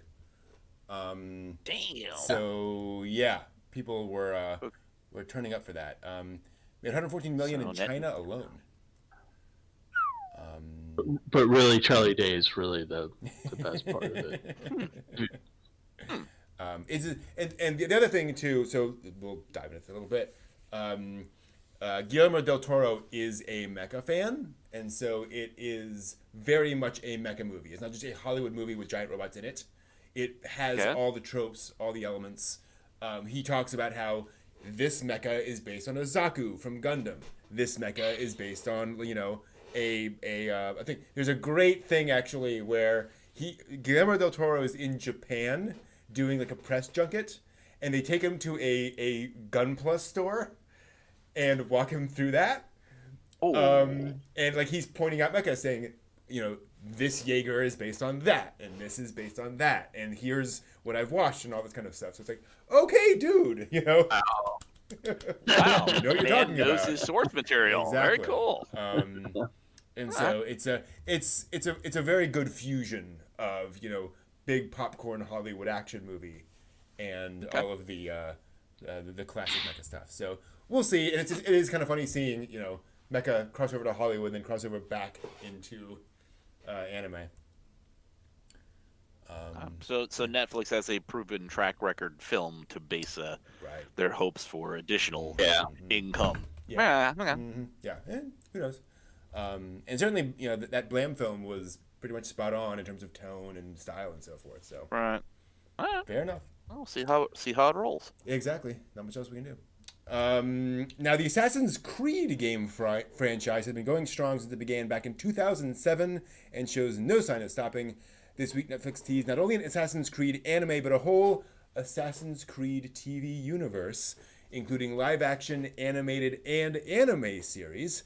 Unfortunately, the anime is probably a ways off, as they plan to begin this TV universe with the live-action adaptation, which is currently still looking for a showrunner.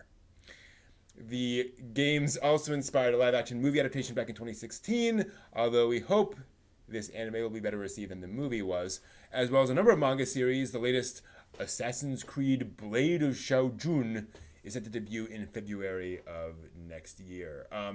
I have very, very, very little exposure to the Assassin's Creed universe. How about you guys?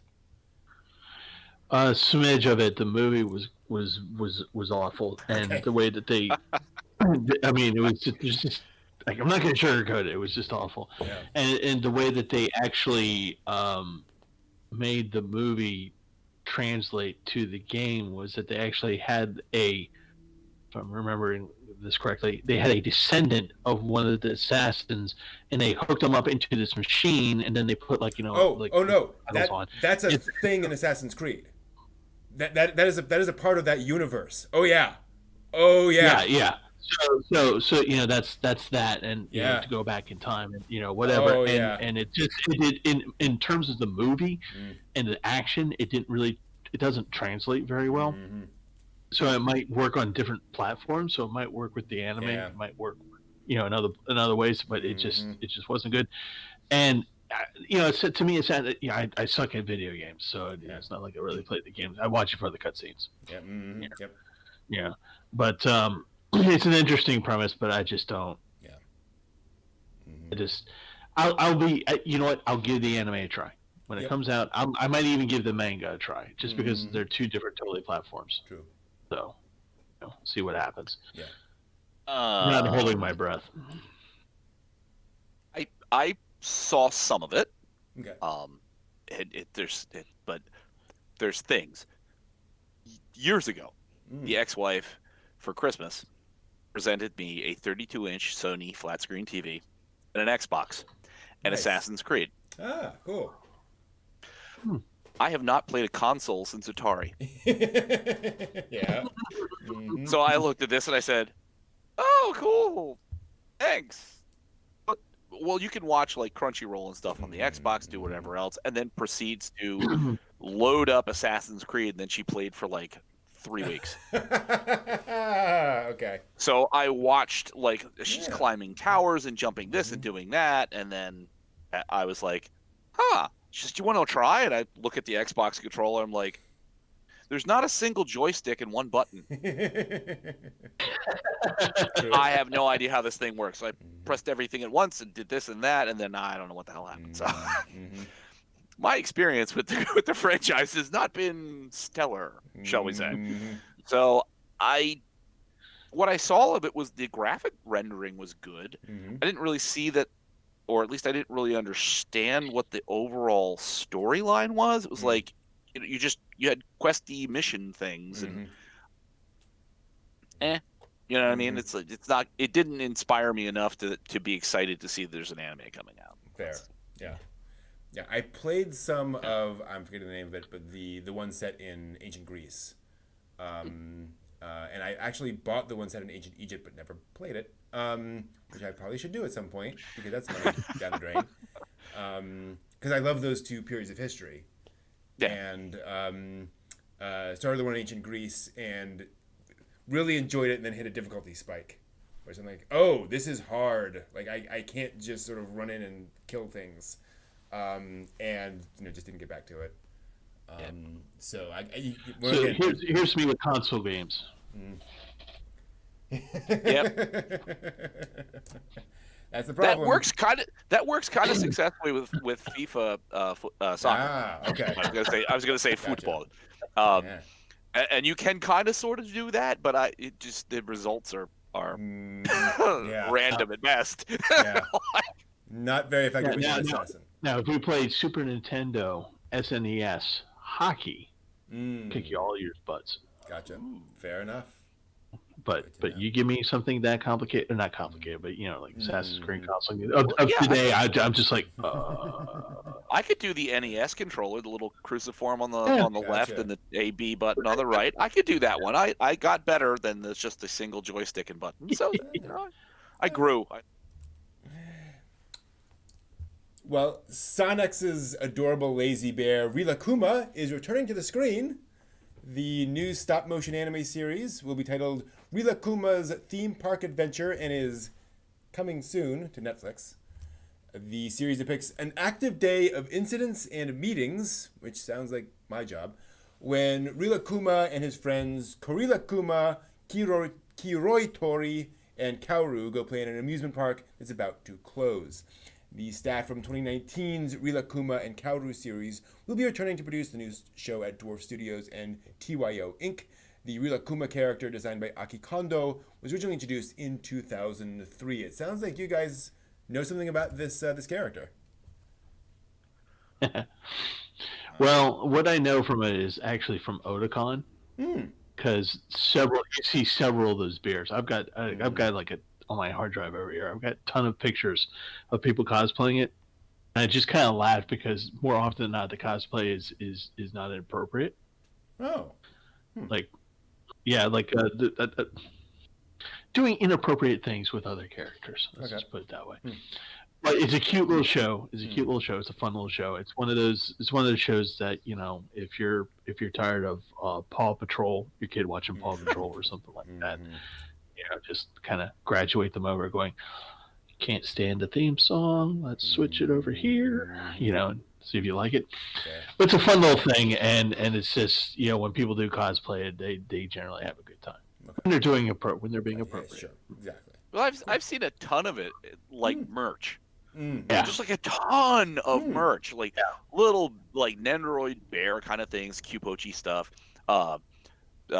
zippered pouches like school ID pouches, pillows, plushies, all.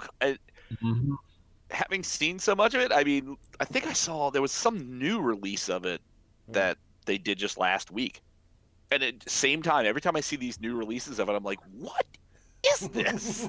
I'm like, yeah, the bear's kind of cute, but it's just like it's a kind of a generic-y kind of teddy bear kind of look. I'm like, I'm assuming it's a kids show, so I'm guessing it's not in my sort of strike zone for shows, but I love Japari Park. I mean, at some point, I might end up there. I don't know. Yep, it's got to be one of those things. I'm willing to bet. Now, one second. There we go. Gotcha. It seems folks are nostalgic for the old days lately, like the NES, with revivals and remakes being popular across lots of different media, and anime is no exception. This week it was revealed that a new anime is in the work for Clamp's classic manga Tokyo Babylon. Produced by Studio Gohands, the new Tokyo Babylon 2021 anime will premiere in 2021 and be set in that year as well. The original manga took place in 1991, in a time when the last days of Japan's bubble economy had brought about money and elegance, and with them, dark and evil spirits. The story follows the powerful Onmyoji, legendary Japanese occultists, the only ones who can combat those dark spirits. The manga was serialized from 1990 to 1993 and spanned 7 volumes. It's already inspired 2 OVAs, one in 1992 and one in 1994, plus a 93 live-action film, which I would love to see, and more than a few music videos. The lead character has also had some time in the limelight before, as he also appeared in Clamp's X manga and its anime adaptations, and probably showed up somewhere in Tsubasa, if I don't miss my guess, because everyone does. This is actually a classic sort of thing for Halloween, because that was, it's, fighting spirits, supernatural action kind of a thing from the fine ladies at Clamp. I have found Tokyo Babylon manga, like whenever I do, back when we had conventions, way back when we actually went to a place to see this stuff. So, in the dealer's room, I would always find the manga from, early on, and in the discount bin, you get like $4 for $5, whatever. And I never picked it up. I never got around to actually reading the manga. I see clips from the anime in, like you said, in AMVs all over the place. So, it's not mysterious to me. I just haven't watched it yet. Well, as I say, I just like Clamp. Yeah. So, it's probably going to be one of those things that's going to sort of run across my radar when it happens, but we'll see. Yeah. I mean, Clamp has their visual style. They have their thing. I mean, I like, Clamp did Chobits. They did Kobato. What day? Wasn't that Clamp? I think so. So I like their designs. I like the sort of kind of the interesting ways that they take their characters. So I'll when this launches 2021, hopefully it'll be a better year for us all. Kagami Sakura is one of the cutest anime ever made. So, whoops, there we go. We'll be back with some other anime announcements, but first, game company Visual Arts Key has also been busy this week with a couple of big announcements of upcoming media. First up, they announced a new partnership with figure maker Kotobukiya to produce a mixed media project called Prima Doll. The story centers on automaton girls who are created as weapons Haven't heard that one before. Because cute girls are always the best weapon to win wars, apparently. Fortunately, or unfortunately for these girls, though, the Great War they were created for ended a few years ago. So, of course, they now work at a cafe and search for the meaning of their birth. The project will create various media based on themes of songs and dolls and innocent wishes and emotions, beginning with a voiced web novel whose first episode debuted yesterday. Kotobukiya will, of course, also create original figures based on the characters, so fans can have their own mini weapon turned cafe waitress. Key's game designer Naga created the character designs alongside illustrator Fujichoko and manga artist Yui Hara. I'll admit, like, looks cute, looks fun. Wasn't Violet Evergarden? She was a weapon of war, and then she tried to figure out what to do when there was no war. Mm-hmm. Isn't that the basic premise of Violet Evergarden? Mobaraho from like 2002. It just sounds like it just sounds like a cute Blade Runner to me. Cute Blade Runner. That could be a good tagline for them. I need to see a chibi Blade Runner now. Little chibi Deckard running around, you know. Yeah. Big gun. Awesome. That's just awesome. I mean, it'll be. I'll be interested to see what tone they're going to take with this. Is it going to be? Is it going to address anything that you would think like I've talked before about? I think it's Iska, where she is a former magical girl. The war is over. Magical girl Asuka, yeah. And she is like she's dealing. She sees people dressed up in a costume to hand out balloons to children. It's, that's fairly normal. It's not exciting. It's just fairly normal kind of thing, except for the aliens, evil things that she used to kill all the time looked like stuffed costume characters. So she has PTSD moments where she's just like, I don't know what to do about this. So it's like, are they going to, is it going to be like a really serious vibe on that where it's like, okay, they're at a cafe, they're trying to sort of reprogram themselves into like civil society, and they're going to have these moments where somebody will drop a dish and it'll make a loud bang, and you'll see them like snap back into war moment, like the grenade went off, they're ready to fight. Or leave a bad tip. Leave a bad tip and they rip somebody's arm off. You know what I mean? I'll be really curious to see how they play that, because anytime you have cute girls in a cafe, how can you hate that? This is the company that made Air Cannon and Clannad, so I'm suspecting there will be some kind of drama going on. Better not make me cry like Clannad. Oh, come on! One of them will have the Roy Batty speech. Yes, the Roy Batty speech at the end of Blade Runner. I saw the sea beams on the outside of Orion. Yeah, it's weird, and this is the thing is this is it's one of those things that can go lots of different directions. You can go very light and fun with it. I don't think I doubt it's going to go massively tragic all the time, but it could. It has potential. I can't remember the series. I'm somewhere in the middle of it, because it's not terribly compelling, but it's vaguely interesting enough. Where a bunch of girls work at a cafe, and part of their daily duties are cleaning and serving customers, etc. Except for when classic works of literature are in danger of being deleted from existence. Okay. In which case, then they leave through a portal. Oh, this one. Yeah. Into like an alternate world and fight to save the existence of good literature, or manga. Yeah, it's manga that they're trying to save. Classified as good literature because I don't whatever. Sure. But you know what I mean? It's like one of those things where it's like that's just kind of it's a goofy kind of fun little romp, girls at a cafe doing stuff. So I can hope for that, please. Don't make this terrible sad. Please, no.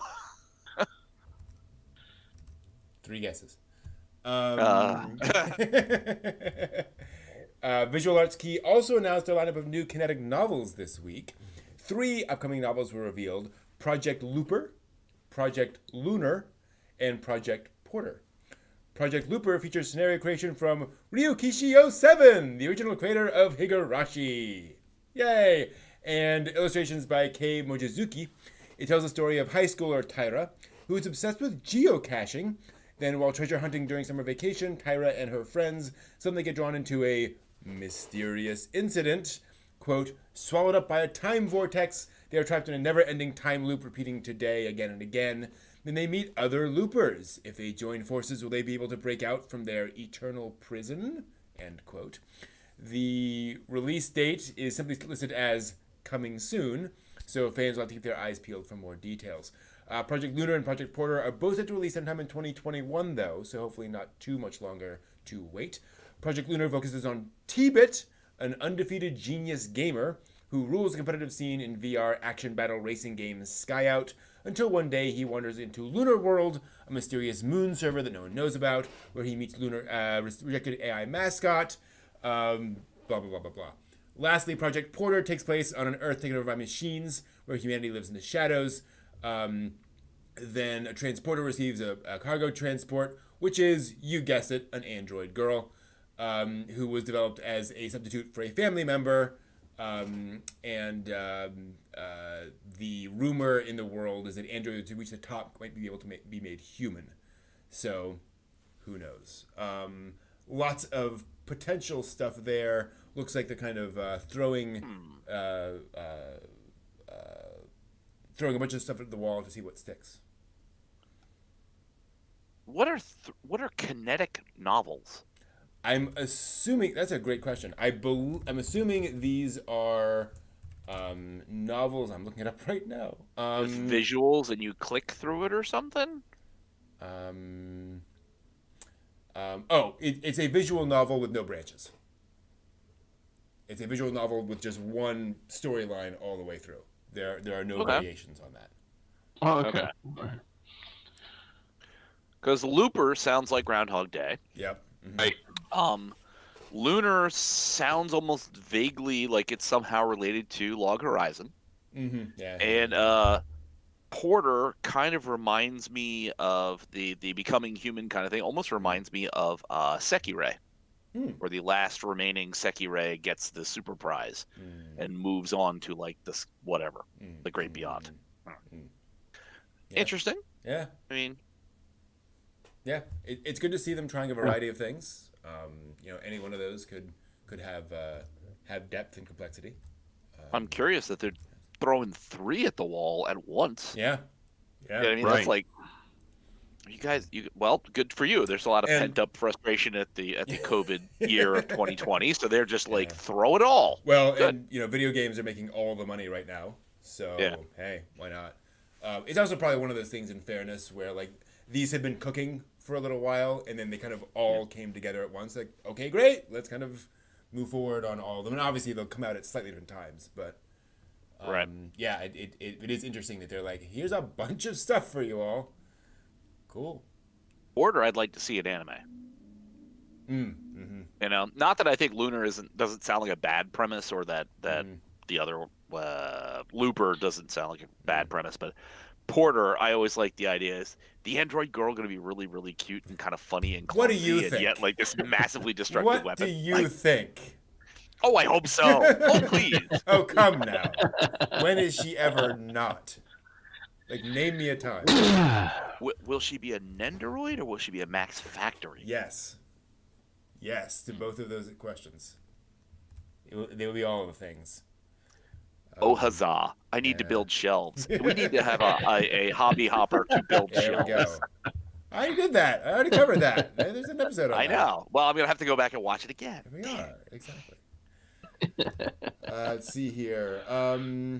Also this week, some news stories that if we want to dive into, we can, but otherwise are just kind of interesting to note in passing. It wouldn't be Halloween without some horror anime, and Netflix has us covered on that front as well. An anime adaptation of High Rise Invasion, the manga is on the way, which will premiere in February of next year worldwide. The series tells the story of high school girl Yuri Honjo, who finds herself lost in an abnormal space full of skyscrapers and bridges, where mass killers hunt down and slaughter their confused victims. Be produced at 0G, and the teaser trailer posted this week. If comedy is more your style, the next one's for you. Kosuke Ono's The Way of the House Husband manga is inspired a Netflix anime adaptation sometime next year. Follows a retired Yakuza member who enjoys his post-crime life as a house husband. But he retains his crime lord personality, but of course. Meanwhile, an anime adaptation of Maria Miyazaki's bathhouse comedy manga Thermae Romai is also coming to Netflix next year. It follows a Roman bath designer, as in ancient Rome, who accidentally time travels to present-day Japan and learns about Japanese bath culture. Should be fun.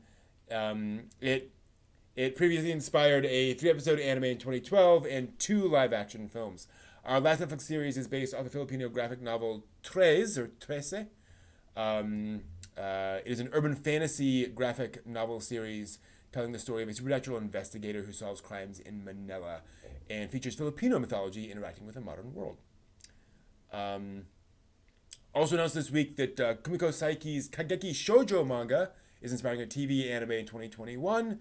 It'll be based on Season 0, the 2019 reprint version. It's set at a young women's arts academy where they play all the parts of a theater production themselves, male or female, so like the Takarazuka Review. And follows a pair of roommates, a jaded former idol, and a bright country girl. Big shocker there again. The Demon Slayer Mugen Train film continues racing down the record-breaking track. It has earned more than 10 billion yen in its first 10 days, making it the fastest film to earn 10 billion yen in Japan ever, taking that title from 2001's Spirited Away, which took 25 days to earn 10 billion yen. Spirited Away remains the top grossing film of all time in Japan, but if Mugen Train continues as it has been, it might be coming for that record too soon. Bandai's Mega House Corporation is holding its Mega Hobby Expo online this weekend. Bunch of products at the event: Demon Slayer, Digimon Adventure, Mobile Suit Gundam, One Piece. And online attendees can actually preview the figures in a full 360-degree view, which is pretty cool. The website will remain up until November 16th. Last up, Bandai is partnered with NEU, a joint venture between Tohoku University and Hitachi High-Tech to move the world one step closer to mind-controlled robots. What could possibly go wrong? They developed a suite of software and hardware that allows the user to remote control a miniature Zaku model using signals from their mind.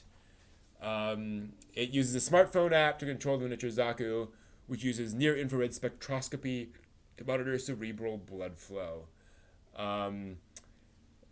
It relays information to the app, which interprets the brain activity into one of 3 programmed commands. So it's not that flexible just yet, but we'll see what's going on, and it's still undecided whether that'll turn into a commercial product or not.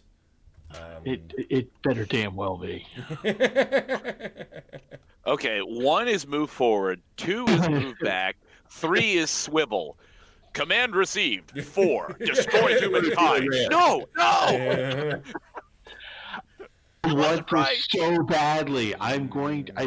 You know what? I shouldn't have this technology. I should not have this technology. I will. Screw it. I'm going to take over the world. This is what we do. All right. Which one of you destroyed? Yeah. Which one of you destroyed the entire eastern seaboard of the United States? Steve, we're looking at you. Oh, my bad. Sorry. Yeah. Funny story. Mm-hmm. Sent a message off to a friend of mine who lives in Tokyo. He has a house in California, lives in Tokyo, travels back and forth. Asking just, sort of general, how'd you guys weather the wildfires? How's things going? You with the wife and the kids, etc. And he said, well, I'm back in Tokyo right now. Now, and this is me, paraphrasing, semi-quoting him. Now, I know you're kind of into this anime thing, right? Have you heard about this Demon Slayer series? I'm like, go on. The girls started watching it, and mind you, his daughters are like, they're 8 and 9. Okay. So they're still fairly young. Mm-hmm. He said the girls have started watching this Demon Slayer show, and it wasn't something that we wanted them to watch because his wife and they're all Japanese citizens with back and forth green card kind of thing going on. But so his wife and him don't really like too much anime kind of stuff. They would prefer the girls to do more constructive things with their time. Sure. But so he's telling me this. He's like, they've been watching it and they've been sort of sneaking around doing it. So we sat down and we watched it with them. Oh my gosh, is it good? I'm gonna go see the film. Now I'm back in Tokyo for the next week or so. I'm going to the movie theater. I gotta watch it. It's such a great series. Have you seen it? I'm like, wow. And another fan is born. But it's just so funny because it's like we talked back in school, and it's like, yeah, as a kid, he read like some manga. He saw like a few anime, nothing huge, and it didn't really resonate with him particularly. And it's just like, wow, we're both getting on towards 50, and he's now like, oh my gosh, this is so cool. It's like, I'm sort of still in it. I gotta send him a link apparently to this, video. Oh boy. I was right all along. There we go. God, exactly. So that's hilarious. That was, so I'm looking forward to seeing that. It's like I've only, now successfully seen 2 episodes of Kimetsu no Yaiba. But apparently I did enjoy that bit I saw. I liked the style of it. I liked the way it goes. And geez, when you get somebody who makes a full-on conversion, hell yeah! Apparently this is the way to go. Well, and it's amazing. I mean, the success of this film, because again, it's one thing to be successful, to make a lot of money, but the speed of it is mind blowing. Yeah. Everyone thought, okay, 10 billion. Oh my god! And just rocking along. I figured it would. And here I am getting. But I was gonna say, here I am getting excited about the House Husband anime. I'm like, oh, that sounds really funny. I want to watch that. I'm excited for that too. I'm like, you're not alone. Oh my god, 10 billion, jeez. Yeah, and I think most people, I'll say, I expected, okay, it did great opening weekend. Everyone went to see it. All the anime fans went to see it. They brought all their friends. Their friends were like, oh, that's cool. Fine, it'll kind of ease off after. Nope. It just keeps going. Yeah. Which for them, I mean, could you imagine, the people who hold the royalties reins on these things that are just going, they are so happy right now. Mm-hmm. Nice. We're in Wesley. money. Yeah. We're in the money. There we go, Wesley. Yeah, I mean, for some reason, I shouldn't say for some reason, but this is one of those series that just is capturing. Well, here's the weird thing: is you think, what are the highest grossing anime films in Japan? Akira, Spirited Away, the movie of this shonen series. Wow, that's a lineage, Yeah. So I can just see in the future, in the near future, there's going to be a film class, and they're going to talk about animation, and they're going to bring those titles up, and then they're going to go, and then there was this thing, and everyone's just going to go, lost the thread. I don't, what happened? What? Yeah, it would be Akira, Spirited Away, One Piece movie. Right. Okay, sure. Yeah. That would be even crazier. How many One Piece movies are there, by the way? Oh, I'm sure quite a few. I was gonna say for a 1,000 episode run, I imagine they probably have more than a handful. One's by Moro Hosoda, actually.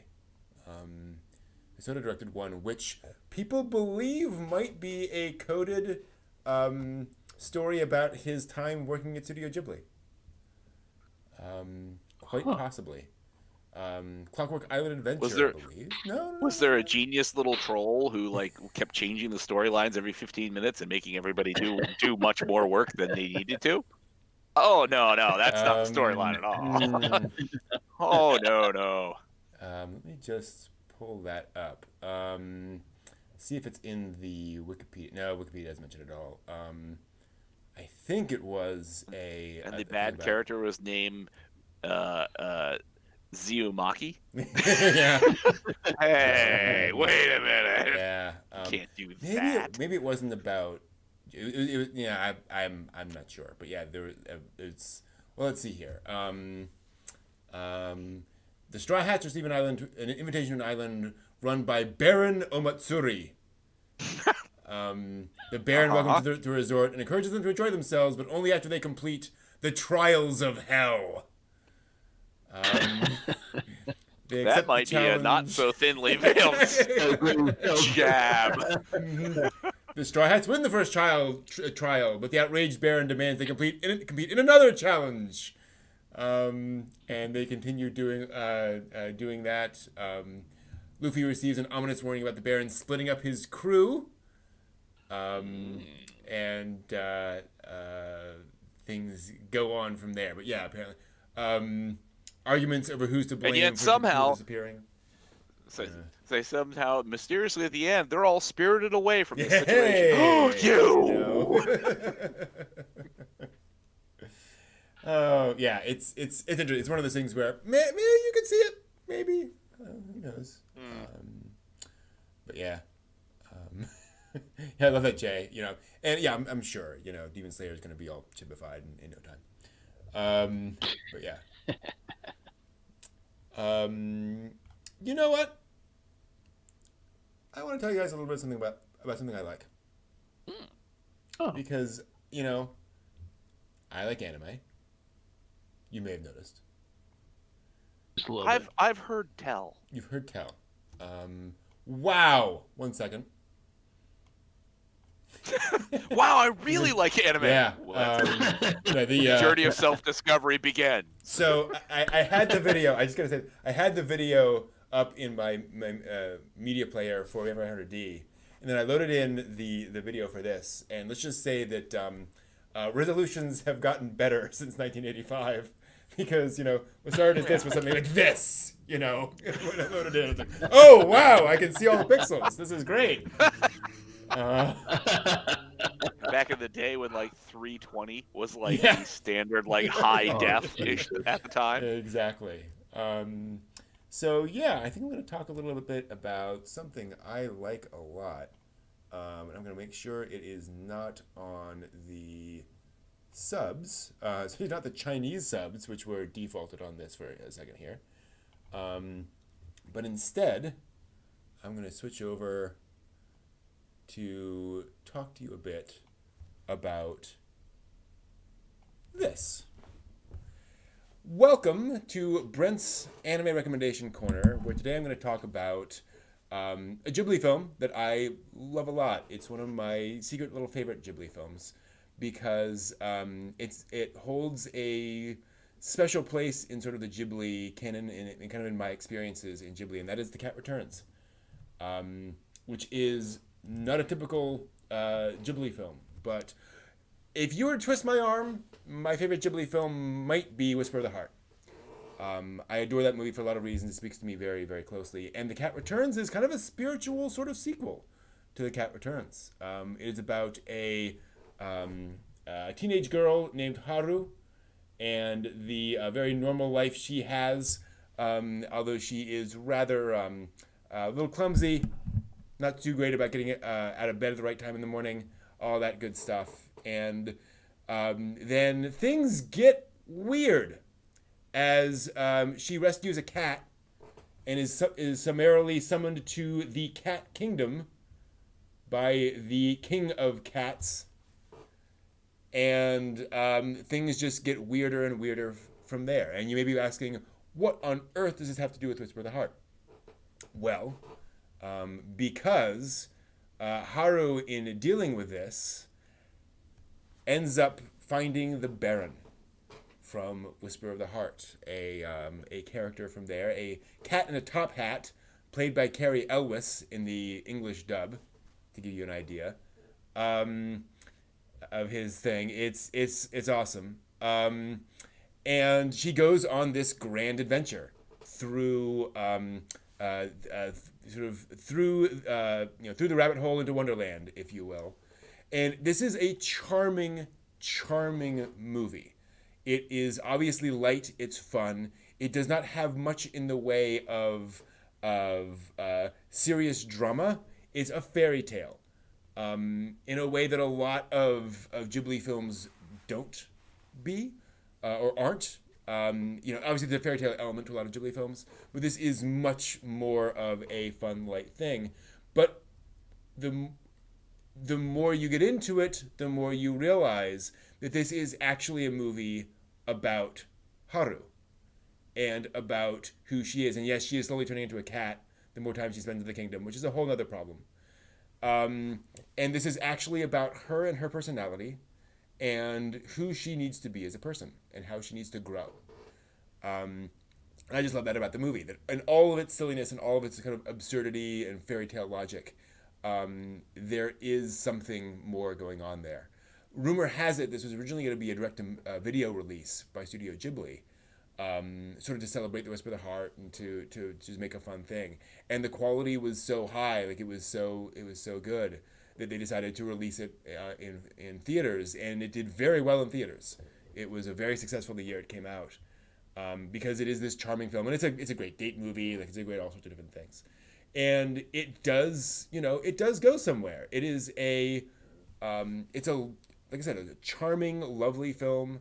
It has all the elements of Ghibli sort of fantasticism and Ghibli quality, but coming at it from a different perspective and being much more of a fun sort of amusement park ride kind of a thing.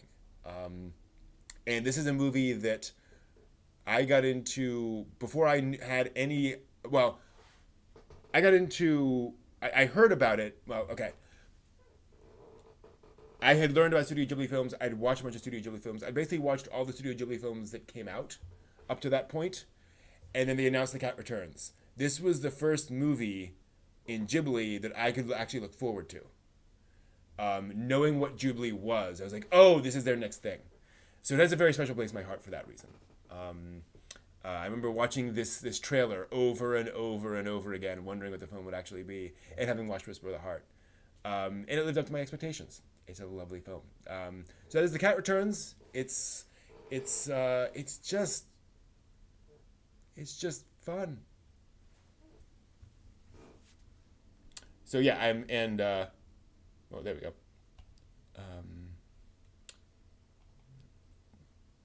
Exactly. And Steve, I know you've seen it. And, yeah, I've seen it.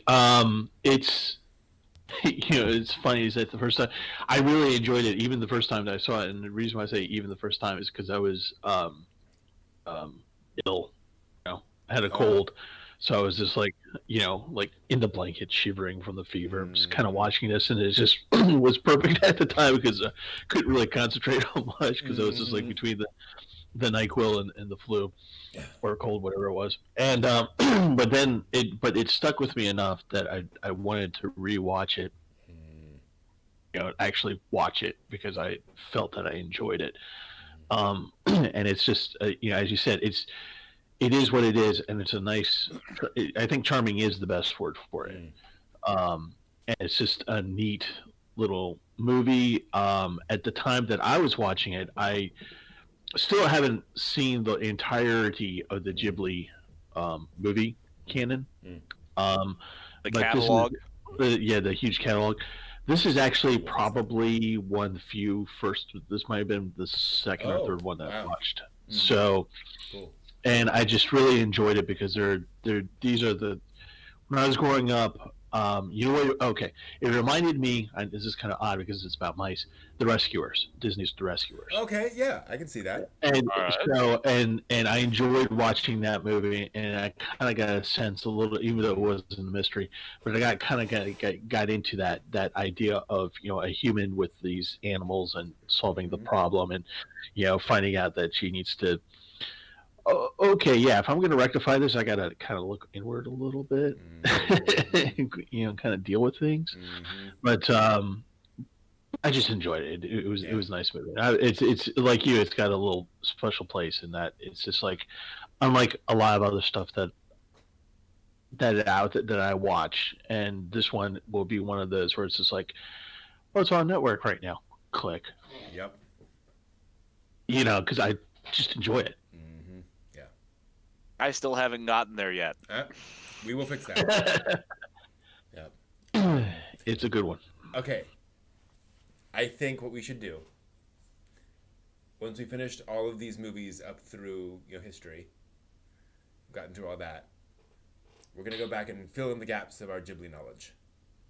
And we're all going to watch all the Ghibli films we haven't watched. Because we need to do that. We need to do that. Yeah, I've not done Whisper of the Heart. I have not, there's so much I have not done. Yeah. Mm-hmm. Yeah. And there's some good stuff out there. A lot of good stuff. But yeah.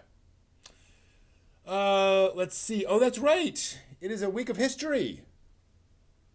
There was things happened in history this week. Let's talk about that. Stuff did things. Stuff did things. Welcome to This Week in Anime History, where we talk about things that happened this week in anime history, beginning with the birth of the great Isao Takahata back in 1935. He is the director of many great anime films, perhaps best remembered for Grave of the Fireflies, a very serious anime film, but also Pompoko, My Neighbors the Yamadas, The Tale of Princess Kaguya, Horus Prince of the Sun. In TV, he did Anne of Green Gables, Heidi Girl of the Alps, legendary anime of the 70s that really upped the quality of anime, not just in terms of like simple animation quality, but in terms of storytelling and treating the audience with respect. Truly amazing guy who helped really push animation forward as a complex medium that could do a lot and tell a lot of stories, and who sadly passed a few years ago. But absolutely, amazing person who could not draw. Unusually, he was not an artist. He just was an amazing director. He's kind of amazing. And he also worked with Hayao Miyazaki Studio Ghibli. So, speaking of, this is also a notable week because on October 29th, 1999, Princess Mononoke came out in the U.S. And this is notable because it was the first theater release for a Miyazaki film in the U.S. Caught a lot of attention, made people very interested, and Mononoke was a big deal. It had been very successful in Japan. Folks knew that. And it was an uncompromisingly adult film. Like, you could not see images of this and thinking, oh, it looks like Cinderella. It was very clear this is going to be a very different kind of experience. And indeed, like they went very heavily on that when they were releasing it. Like the trailers and commercials for Mononoke emphasized the blood and the gore and all that kind of, well, not gore, but the blood and the drama and such. So this really raised folks' interest in Miyazaki, and it's likely Miyazaki would not have won the Oscar for Spirited Away without Mononoke having come out and sort of primed the pump for folks knowing that he existed. So that is this week in anime history. I knew that Princess Mononoke was coming out in theaters. I knew that Ghibli was a thing, and I never went. And that has always been one of my regrets. I was like, oh yeah, that's probably going to be pretty good. And, I could have gone and seen it, and it just passed me by.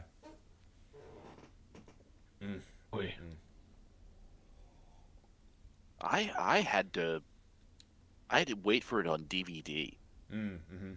Because I don't know where I was in my life in ’99. Yeah. But, I was somewhere that I was not there. But I desperately wanted to see it, and I couldn't get the chance to see it. Well, sort of like Spirited Away.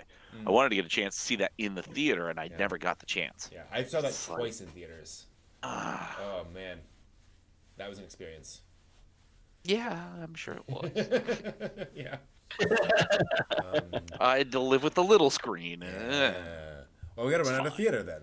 And, we'll run out of theater for $100 and go and watch, Well, our little art house down here in Grandin Theater, they periodically when there's not a global pandemic going on, they do things like free movie nights. Mm-hmm. And I went down and saw Rocky Horror. Oh, nice. Just they showed it. It was a couple years ago. Right. Mm-hmm. I think last year, Labyrinth. Ooh, And wow. literally, the technology, Nice. and it's another one of these things. Like you go back to childhood where it's like the film cans, the giant projectors, the noise that if you sat at the very back of the theater, you could hear the thing running. Oh yeah. That now, when I went to see Labyrinth, full screen, packed theater. I'm like, damn, there's a lot of people like Labyrinth in here. Literally, what comes up on the screen is the DVD selection menu. I'm like, how is this happening? What magic is this? It's like, it's just, whatever this thing is, it projects movie screen, size, quality, and it's apparently plays DVDs too. I'm like, wow, that's cool. So apparently, when they showed Naruto the movie in theaters in Japan, it started with an image saying, "Please, please sit a reasonable distance from the television so that you don't strain your eyes." Nice. Oops. That's awesome. Because they're like, it's going on DVD, so we're just gonna throw that on the, whatever. Yeah. But I mean, that's a nice development in the technology. I mean, it's like otherwise, what I mean, trying to find a film reel of like Labyrinth or something, good luck. I mean, it's not bloody likely, but having a DVD projector thing that's the quality of a film projector, like that's hooray. We're getting places. I mean, that's why Alamo Drafthouse exists, because they were like, I am a person who knows how to get the 16 millimeter of this film, and so I can actually find a way of showing it to people. Yeah. Yeah. I mean, that's awesome, because theoretically, yes, we could go down and rent and then just go in there and be like, okay, let's get out the DVD collection. We've got 3 hours. Let's just throw stuff in here and sit in a movie theater and watch on the entirety of the big screen. Like, God. I have some phone calls to make. I mean, seriously, man, wouldn't that be amazing? That would be awesome as hell. And somebody's got to have a disc or something of the THX sound. Exactly. Yeah. The audience is now deaf. Yeah. Well, I'm lucky up here. I've got two. They're owned by the same family. 2 art houses. One's Charles Theater, and the other one's the Senator. And they do, or did before COVID, anime. Nice. And they changed it from Wednesday to Saturday to Sunday. They change the day of the week all the time. And the daughter is a huge anime fan, so she kind of runs the thing, and it's a lot of and it's sponsored by a local comic book store also as well. Oh, cool. And or the one at the Senator is. So they do that, and they again I can't tell if it's the DVD or if it's the film because I'm not sitting all the way in the back, but it's just kind of. Like I said, the last thing I saw on the screen was Perfect Blue, which was just amazing. That must have been fun. That was just amazing, just watching just like light-hearted, enjoyable romp. Charming. Yeah. Yes. Exactly. Definitely charming, but it's just so that's kind of cool. But you know what? Part of me just wants to go ahead and just go. Where can I find the money? I'm going to take a theater for a weekend, and let's just back-to-back this stuff and just go. Oh, jeez. We could do like a Ghibli marathon all weekend. Right. Just go. And that would be packed. Yeah. Oh, I wouldn't invite anyone else. I mean, they do events. I wouldn't invite anyone else. A lot of these little art houses do events, things where it's a private party that, does whatever, usually charity, fundraising, whatever else it is. But it's not like you're going down to the AMC and be like, "Hi, we need 1 out of the 14 of your megaplex," and they'd be like, "Haha, no." Yeah. Right.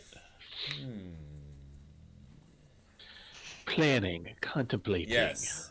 On con. And of course, on screen. Yes. And everyone here in your in the chat, you're all invited as well. Yeah, and that's the other thing. You're absolutely right, Wesley. You know, Princess Mononoke was also kind of the first anime for a lot of people. You know, like, oh, that's clearly not Disney, and it's interesting enough to get people in and spread around a lot. And it wasn't Pokemon, right? Which I mean, a lot of people had, you know, Pokemon, Digimon, all those. It was far different than that. Yeah, and it had that advantage too. That Pokemon had come out around like was that year or the year before?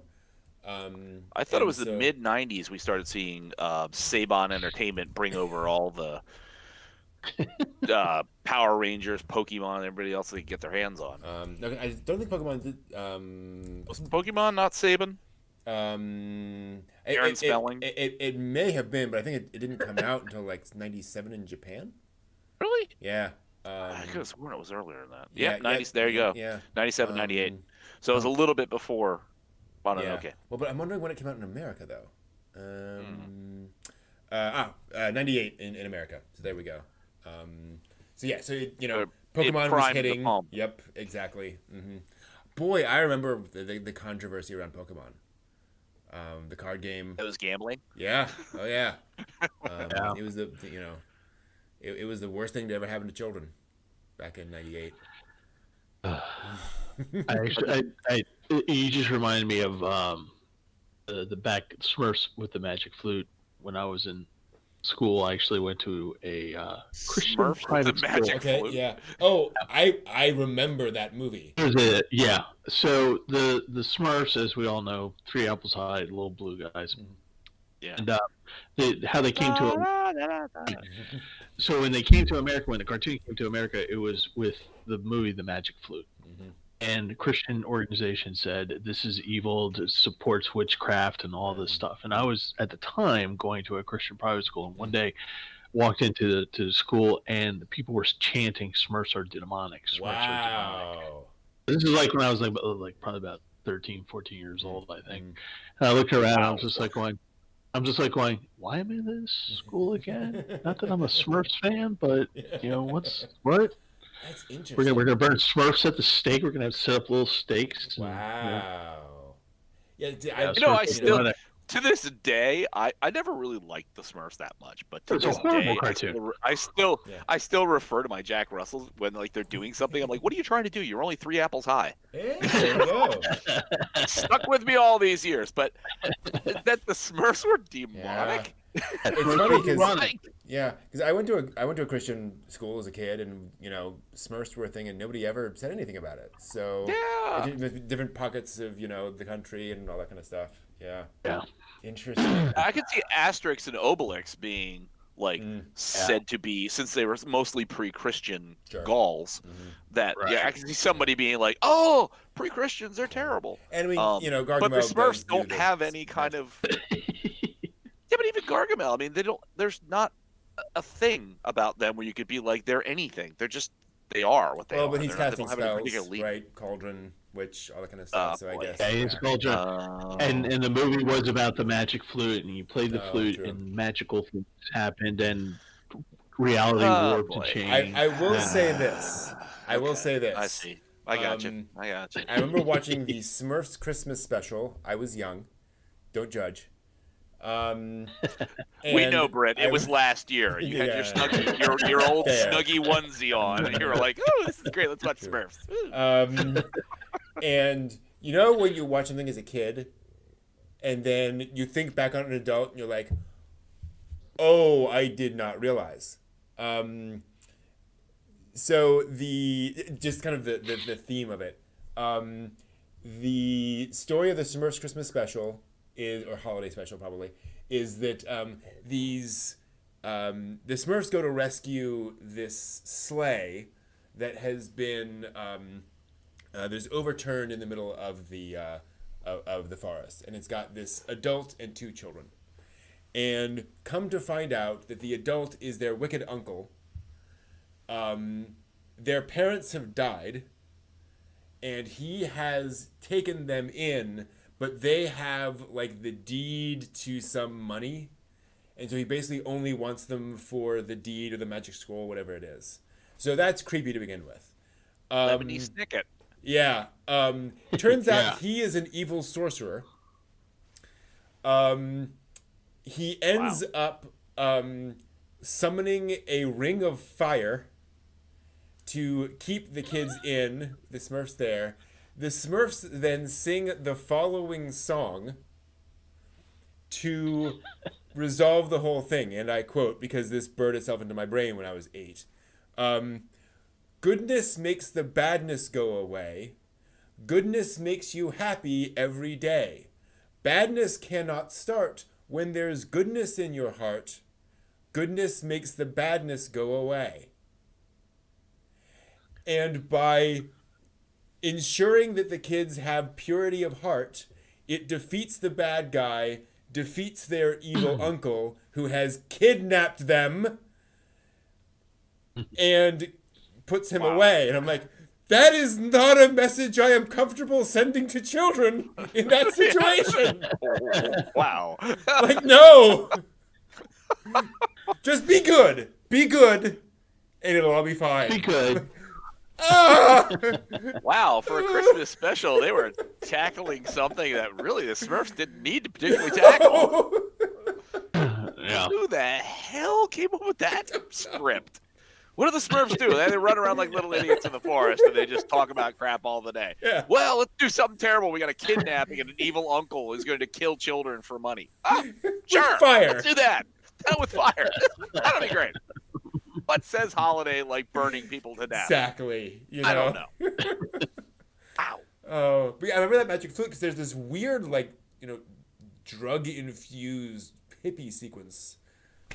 When they when they use it's when they're like moving to Smurfland or something where it's all wavy and weird. It's really wavy, and it's just like it's very Alice in Wonderland kind of thing. That's probably the only time I've ever heard drug-infused whatever with Smurfs. It was really weird.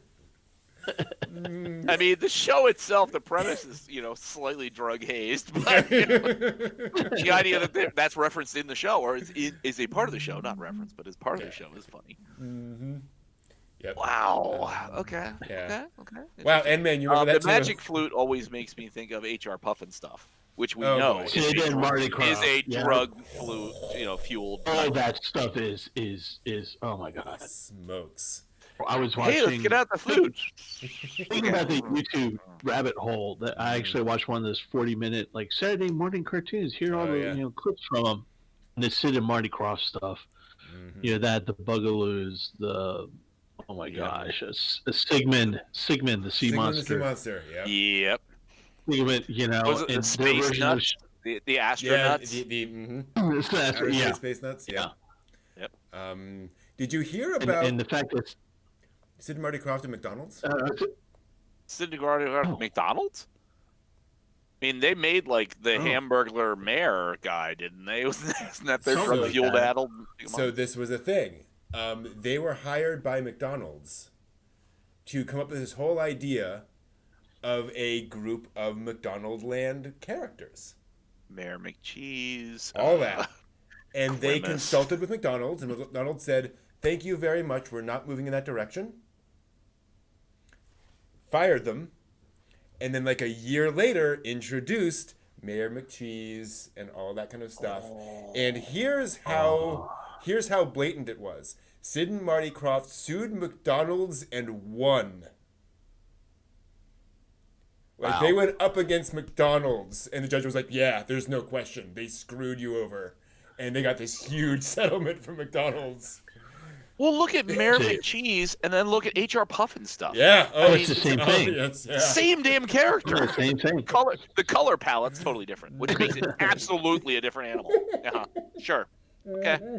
Just make the check out to cash. Thanks. Yep. Gotta buy some baggies of dope here. Got a new sugar crate. Come on. The 60s and 70s kids shows. Oh boy. Mm-hmm. Oh yeah. Yep. Oh my. Oh, just dreck as far as the eye can see. Yeah. If you were eating special brownies, I'm sure it all made a lot of sense. But for the rest of us, hell no. No. Well, it's funny. I mean, so speaking of YouTube rabbit holes, Toy Galaxy is one of my favorite YouTube channels. Oh God, yeah. Yeah. They do retrospectives on like 80s toys and 80 cartoons and so forth. And one That's of like the things cocaine. it's amazing. And one of the things they talk about is how, kids' toys were an effective way of making money for the 30s and the 40s and so forth. And then in the 1950s, this Barbie thing happened. And suddenly somebody was making money hand over fist. And then G.I. Joe happened, and they're making money hand over fist. But you only had, sort of this, a few big companies that could kind of do it. And then once you hit like the 80s, suddenly there was a huge amount of money in it. So like children's entertainment up until that point was very much, okay, we're going to throw things out there. We'll sell some toys for kids and it's fine. But we can't really put any thought into it. Like we're not going to bother. Yeah. And it wasn't really until that period where you started seeing an increase in, we're going to actually write stories for this. We're going to actually like put some effort into it. The G.I. Joe Kung Fu action grip. Oh, yeah. Yeah.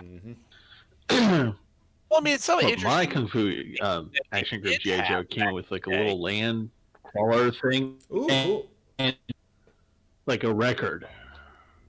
Huh. Record? Oh, you guys cut out on me for a bit. Yeah. What I was going to say is Red Ryder BB guns. You think about the whole BB gun craze thing that happened in the late 40s, early 50s. That was tied to a character. Right. It was not in and of itself a thing. So it's not like Daisy, BB guns went out and said, "We've got BB guns. Let's make a cowboy named Daisy." Yeah. You know what I mean? There was a Red Ryder. That was a thing, and then they ponied off of that. It's like that's where the interesting part comes, is where you start creating a product, and then you start marketing the things that are product related, so it's interlocking. Right. Well, and you have the other fundamental change, which was that toys used to be, what is it called, personifications, where like if you bought, they didn't sell Lone Ranger action figures. They sold masks and toy guns because you were the Lone Ranger, and then that transition to there are these objects you are playing with, and they are the imaginative space. Had the little cap guns. Yep. Oh, nice. They put the little spool of the caps in there. Mm-hmm. Yep. The roll caps. Oh, jeez, those things are great. Yeah. Oh boy. Yeah. No, I was a kid when Entertech came out. You guys remember Entertech? They were squirt guns licensed and modeled to look like real guns. Oh yes, those. Yeah. And I got not quite yelled at by a park ranger one day for running around, and it wasn't like an Entertech gun, but it was a fairly realistic one, and he was like, "No, stop, don't run around with those anymore." Yeah, this is not gonna end well in the standoff with the park police. And yeah, that changed things. Yeah. I wonder if that was around the time they started introducing the orange tip. Yes, to that's indicate that weapons are not actually weapons. Yeah, no, that Entertech was one of the direct reasons for that. That was one of the requirements afterwards. Yeah. So that kids stopped getting shot. Yeah. Or that petty criminals stopped going into 7-Elevens and going, "Well, it's just a toy gun. Officer, I swear I was trying to rob the place. It's just a little bit of a joke. I was just playing around. Yeah, just a fun little bit of fun. No, nice try. Here, let me point this so you can see it's not. Yeah. Yeah. This is an ex-criminal. Yeah. At my funeral, I would like someone to point out that I was not very smart. Exactly. Thank you. Yeah, but it's amazing how much things evolve over time. What is and isn't acceptable. Yeah. The Transformers toys do not look like TV counterparts. Yeah, Yeah. Yeah. That was very much one of those, hey, we have these toys. Let's figure out a way of making a cartoon around them. And then the cartoon just didn't really, kind of went off in their own direction. Yeah. There's an interview. Well, I'll give it this much to Bandai, is figuring out the mechanics of the Transformer toys to segue, sort of into how the show worked and how they could transform. But for Optimus Prime's, magical trailer, I give enormous props to whoever the hell had to sit down and mechanically come up with how to transform that. No kidding. That was, geez. Think about when Soundwave came out, and then you realize, there's something else inside that also transforms. Transforms. Yeah, it's crazy. There are people whose full-time job is to figure all that stuff out, and of course, you have to do it, under budget. Like you have to, with plastic that isn't always going to be exactly to this tolerance. Oh, nuts. Well, that's why the Valkyries that I have from, my friend of mine who went to Tokyo back in the 80s, they're great Bandai pieces. But those spots where you have this really a lot of torque, they're die cast, so that the leg part of the Valkyrie is plastic. The joints are die cast interactive, so that you've got all the hard points that you need to have hard points, and then the aesthetics are all sort of good plastic, but it's got a little bit of flex to it here and there, but it's just still in those days making those. That would have been, I'm going to guess, CAD. You know what I mean? You think about the early 80s kind of CAD for architecture kind of work. It's like all green line kind of crap and weird things. I know the answer to this. What? Because I was in a panel with Shoji Kawamori, who designed the Valkyrie and a bunch of other things. Foam. He used foam. Yeah. Like literally sculpting the thing out of foam. Sculpting the thing out of foam, and that was how he figured out the shapes and the lines and all that kind of stuff. Wow. Which he still used until recently, when he transitioned to Lego, because he's Shoji Kawamori.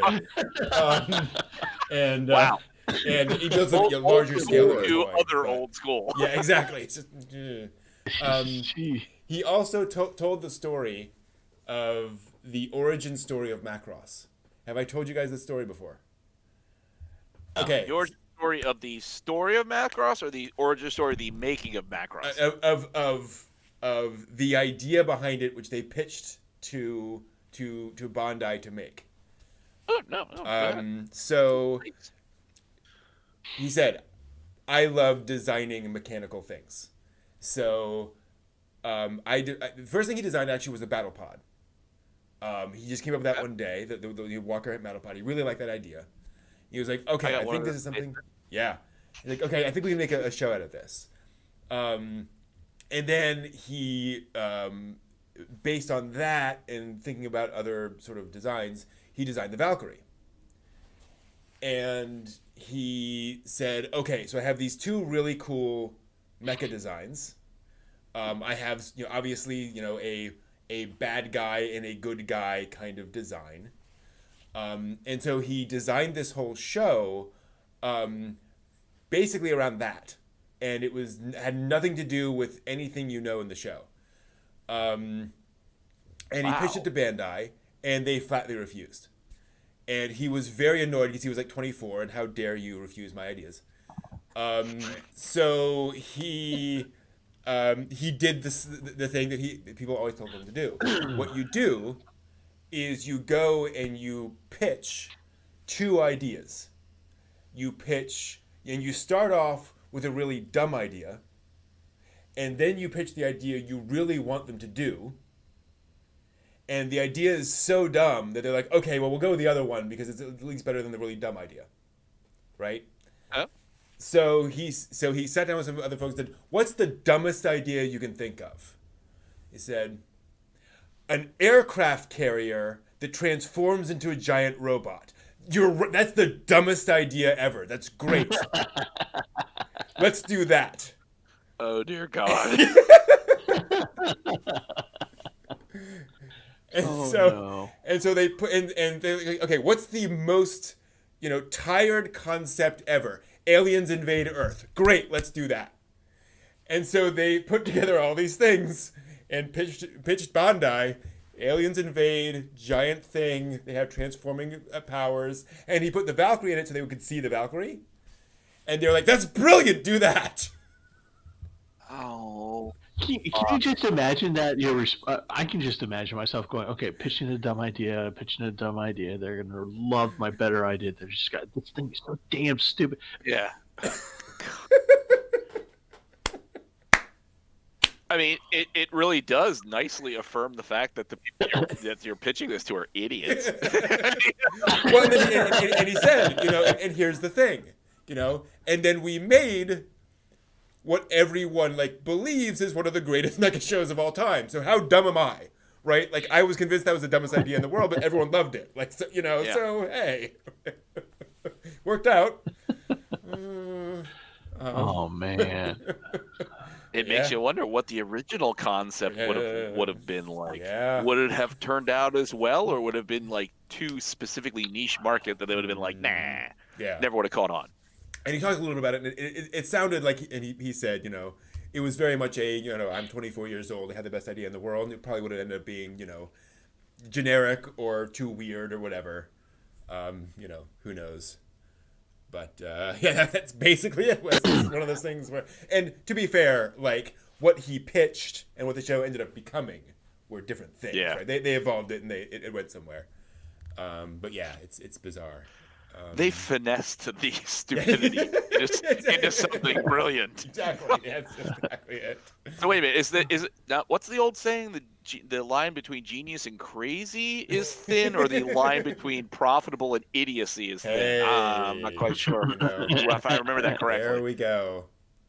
Yeah, but it's pretty weird. Well, and folks talking in the chat room about the Transformers toys. It's fascinating going into that whole history because of, how much that was two toy lines sort of smashed together, and then we have new toys. We have to retrofit the timeline and talk about a mess.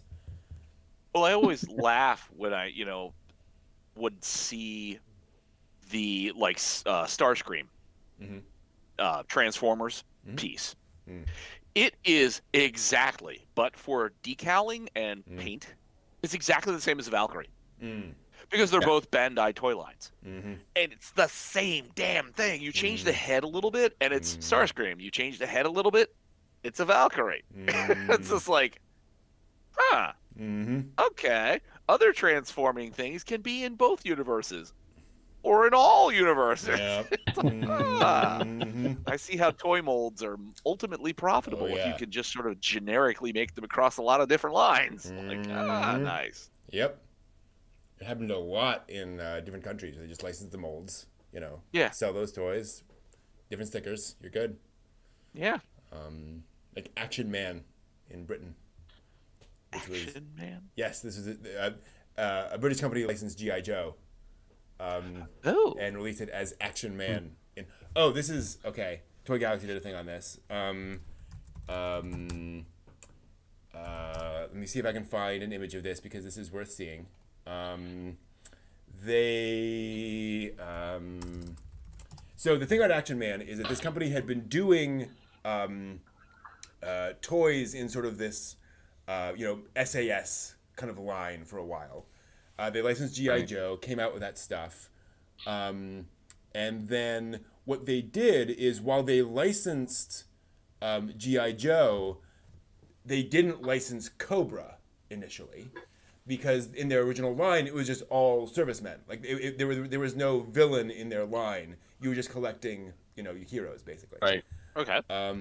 So they came up with... what is this? No, that's not it either. No.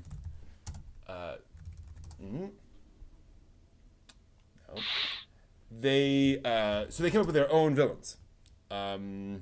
Their big bad guy was a man with a bucket on his head, a giant steel bucket.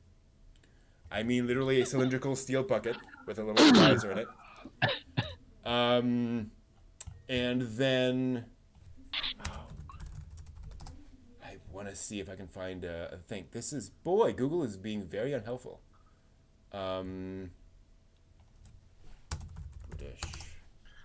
Their primary enemy was Banlino Bussolini. Oh, okay. Yeah, I see where we're going with this. It's pretty bad. They're fighting the Mozzies. Mozzies? What? How are you doing this? This is terrible. Gosh, where is it? I assumed Randolph Hilsler right is their other enemy. Yeah. No, it was a very sort of Cobra-esque thing, but it was just completely off the wall. It was how many weird things can we throw into this? Let me see here. I think 80s. Destro became desktop. What? Tur X. It's basically I don't have to say. It's basically a TIE fighter painted red, where the center thing is a giant skull, and it has like claws on the wings, and that is the ship. It's amazing. Oh wow! Yeah. Drug fueled dreams again. Here we go. Exactly. Children stay off crack. And so the problem is if I Google like Action Man Red Skull, they get Red Skull from Marvel, which is like no. He's not an Action Man. That's but just yeah, awful. Was it a thing or was it a ship? So was it a character or it was a ship? It was a ship. Okay. And there's just a bunch of weird designs. They're like, let's just and G.I. Joe's kind of weird to begin with. And so they just it's what is it? It's America's most elite fighting force with the least oppressive dress code. Aha!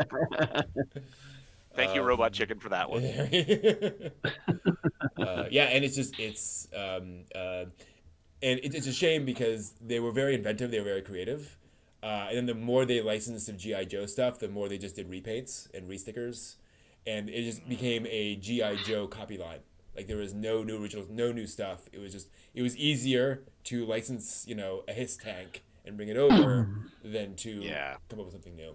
So that's it. Teddy Ruxpin. I remember Teddy Ruxpin. I had a friend with a Teddy Ruxpin. That was the future. That was amazing. A toy that can talk. Talk about demonic. And blink. Yeah. And moves, its face, and, sort of. And you can make your own tape and put it into the back and scare your little sister. You can put an Ozzy Osbourne's Crazy Train in the back there and just watch it go to town. Mm-hmm. Yeah. There we go. Back in black, actually. The Teddy Ruxpin, oddly enough, just didn't really hold a great long line. It had its day in the sun, and then it just faded away. Yeah. It was expensive. Didn't help. Yeah. Yeah.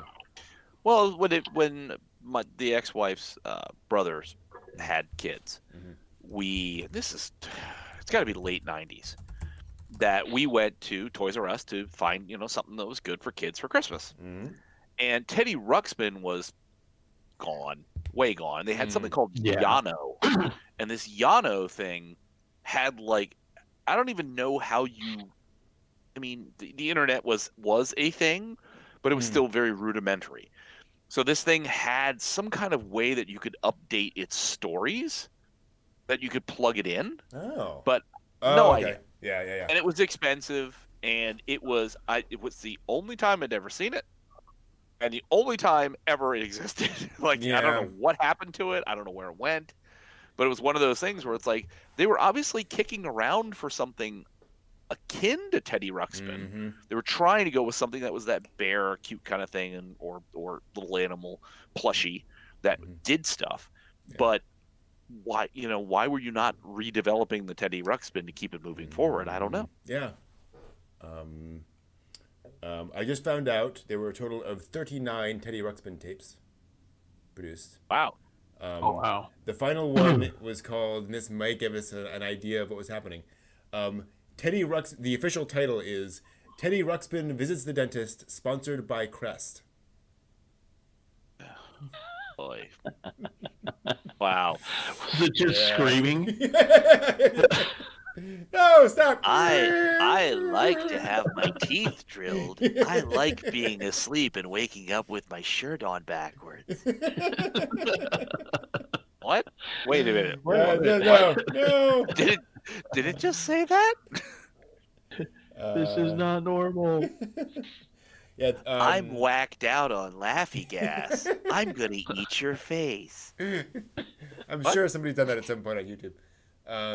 Speaking of which, there were 10 outfits for Teddy Ruxpin, each sold separately. Yeah, naturally. Let's see here. Then there was, of course, the cartoon series.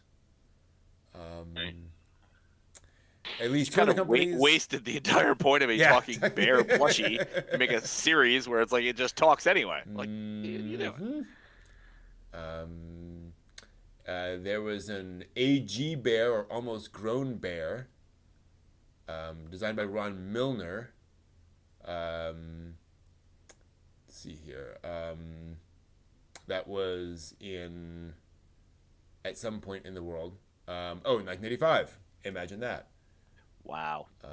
Almost grown bear. Almost grown bear. Yep. Which is a Teddy Ruxpin. Basically. I can't wait to get out of junior high school and get into high school. Oh, it's almost grown bear. I feel funny down there. I have to buy my first razor. My pants are too tight.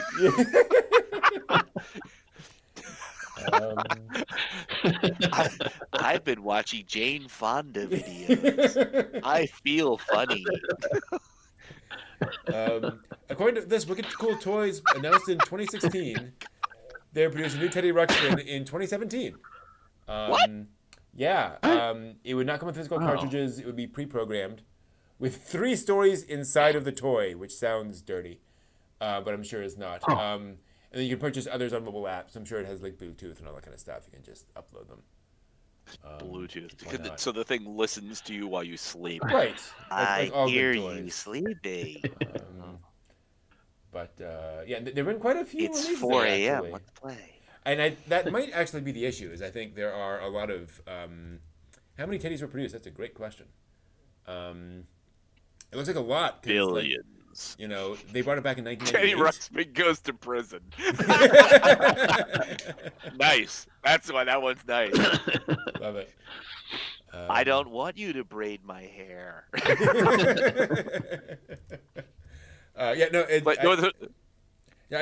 Teddy Ruxpin is one of those things where I think kids loved them, parents didn't. Because imagine for the money. Well, here's the other thing: is I remember being a kid and with that that friend of mine who had a Teddy Ruxpin who showed it to me, and I remember now overhearing, the parents talking to my parents, going, I hear that voice a lot. So I'm sure hearing Teddy Ruxpin narrate stories for 28 hours a day got grating on parents after a while. So I don't know. Well, that's like the tape, the wheels of the bus go round and round. Baby Shark. Like trip somewhere. Baby Shark into the Teddy Ruxpin. There you go. Yeah, that's just where'd my Teddy Ruxpin go? Vortex of evil right there. How many Teddy Ruxpins were made? He also asked how many were sold. That's a different question. Which would be interesting. Hopefully more were sold than destroyed. Yeah. History. It will be interesting though to see if there were more sold than made, because then we've stumbled on a conspiracy. Some kind of thing is going on there. Voice actors, no, they're not. There doesn't appear to be much information about that on the internet, which is kind of surprising. The internet, the holder of all knowledge? Mm-hmm. No. That's funny. And then, of course, there are tales of sinister, haunted, and possessed teddy bears on the internet. Cricket. Oh, right, Cricket. The talking doll. The first talking doll. Yeah, big old giant doll that had a talking module thing in it. I think that was the first talking doll. No, I'm sorry. Wasn't Chatty Cathy the first talking doll? You're right. Wait, what's the doll that was just incessant laughing and it was just really creepy? Oh, yeah. Many of them? Yeah. If I Google laughing doll, I will not go to sleep tonight. So I'm not going to Google that. Gonna bring up a Twilight Zone episode or something. Yeah. I'm Chatty Cathy and I hate you. And there's an evil. Can you just imagine getting that toy and then turning it on for the first time for your kid, and a voice comes out. Hi there, little Johnny. How are you doing? Hey there, fat boy. Oh no! I'm You sorry. better run, son. Switch to evil. Yeah. I love you. Oh. Can't wait to go to bed tonight. You gotta sleep sometime, Johnny. The minute you close your eyes, you're mine.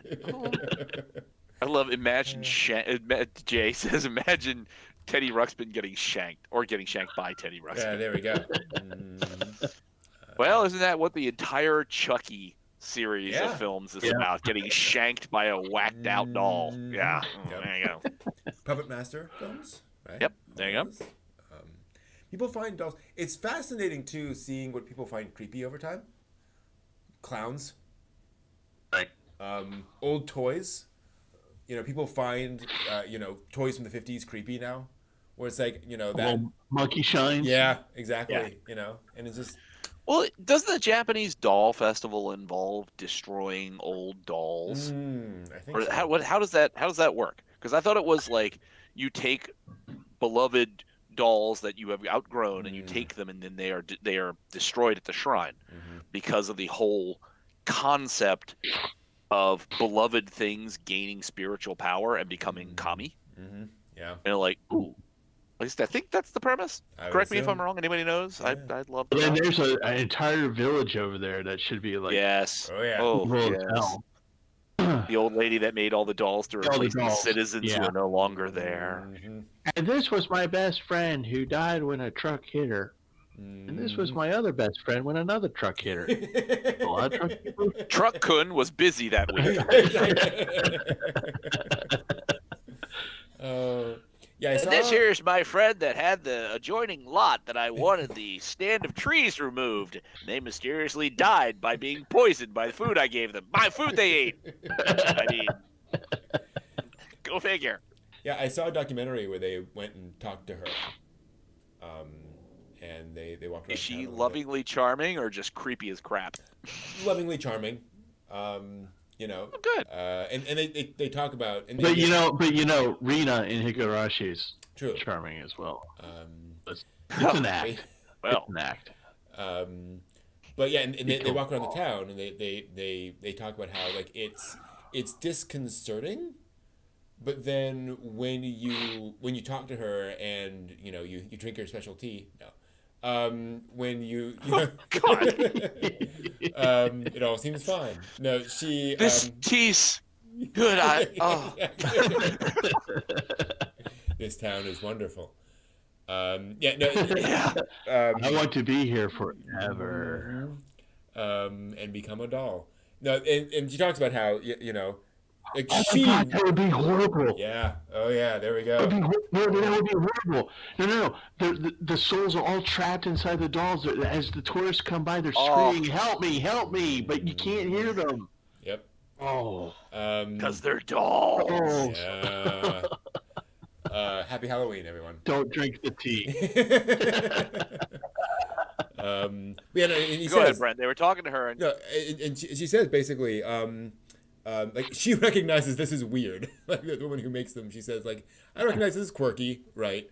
But honestly, like everyone was moving away, And she says, I'm massively paraphrasing, but she was saying that basically, she says for her, it is comforting knowing that these things are there as memorials, if you will, of these people. She doesn't think they're actually human beings or anything. But they're just kind of like, here's the person who used to be here. Here's the person who used to be there, as a sort of physical memento of that thing. And the people there said also, they're not lifelike. So, no. Once you realize that, it's not like, oh my gosh, it's looking at me. Oh, it's, it's just this thing that was thrown together. Not thrown together, but, so it's right. Once you get used to it, it's not that bad. It's just, driving down the road and you're like, no. Look for a gas station in this town. No. We're going. Yep. This is like Cherry Corn. We're going. Mm-hmm. I understand conceptually the idea being like, I miss these people. Mm-hmm. I remember them. I'm the repository of knowledge of these people's existence, having been here. Yeah. But crap, I can't imagine waking up every morning and looking at people that are not there. Representations of people that are gone, not necessarily dead, but are just gone. They have up and gone. Mm-hmm. So not to say that they did not value you, but there's kind of a little part of that where it's like, gosh, I feel kind of like left behind because they didn't value me enough to try and find a way to stay. Mm-hmm. So that, how did you get up every morning and look at that and not be like, I got nothing, Yeah. I would feel that way. Yeah. I still think she has the souls inside of her. You're when I probably look right. at my dolls, I don't remember anything. Timotei. Timotei. Oh no. Timotei. Oh no. Here's what I want to have happen. Some film crew goes to the town to see what's going on, and all the dolls are gone. Just overnight, they've all disappeared. And be like, wait, why? What happened? She's gone. It's like it never happened. There's just dust and cobwebs and stuff, and the whole place is just kind of like frozen in time, but obviously not been touched. Right, like, exactly. We were. And have the one lone little caretaker at the shrine that's about a mile down in the woods say, "There's a story of a town that appears every 1,000 years. There we go. A town of dolls, and one person who looks like they're human. It's tremendously bad luck if you see him." We just did. I gotta go.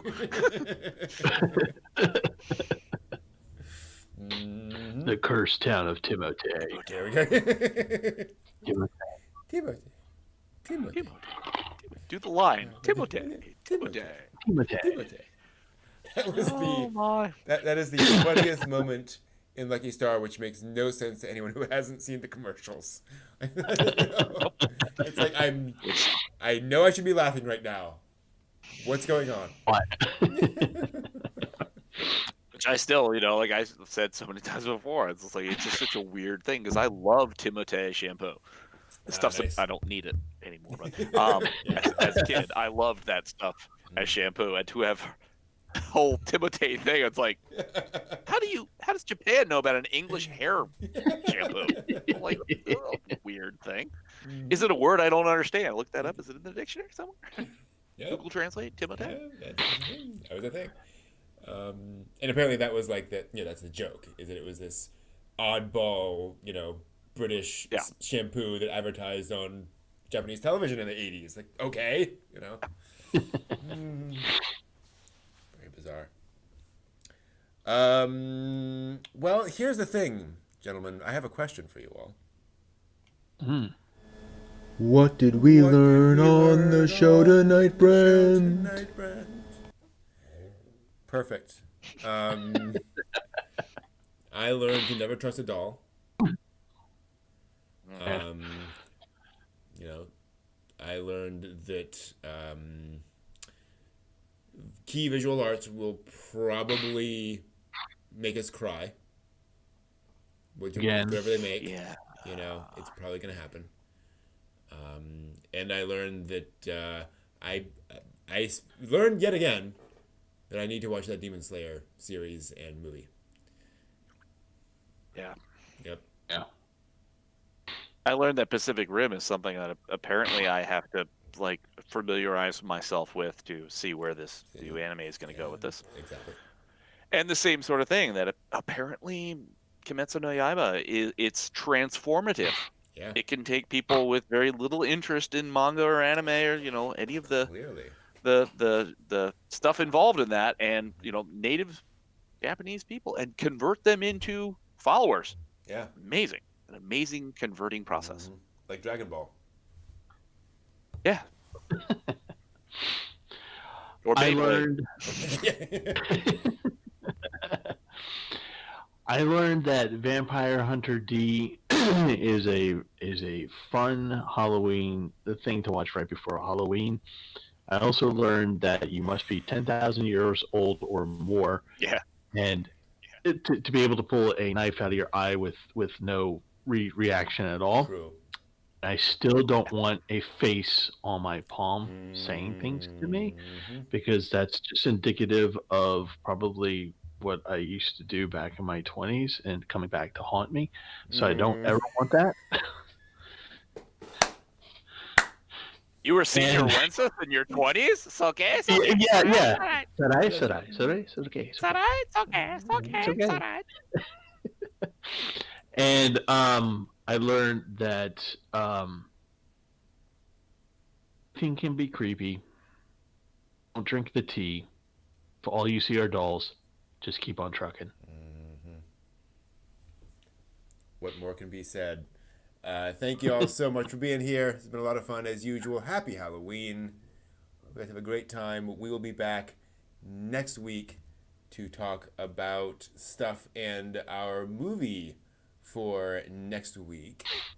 At least according to the plan, is going to be the Captain Harlock film Arcadia of My Youth.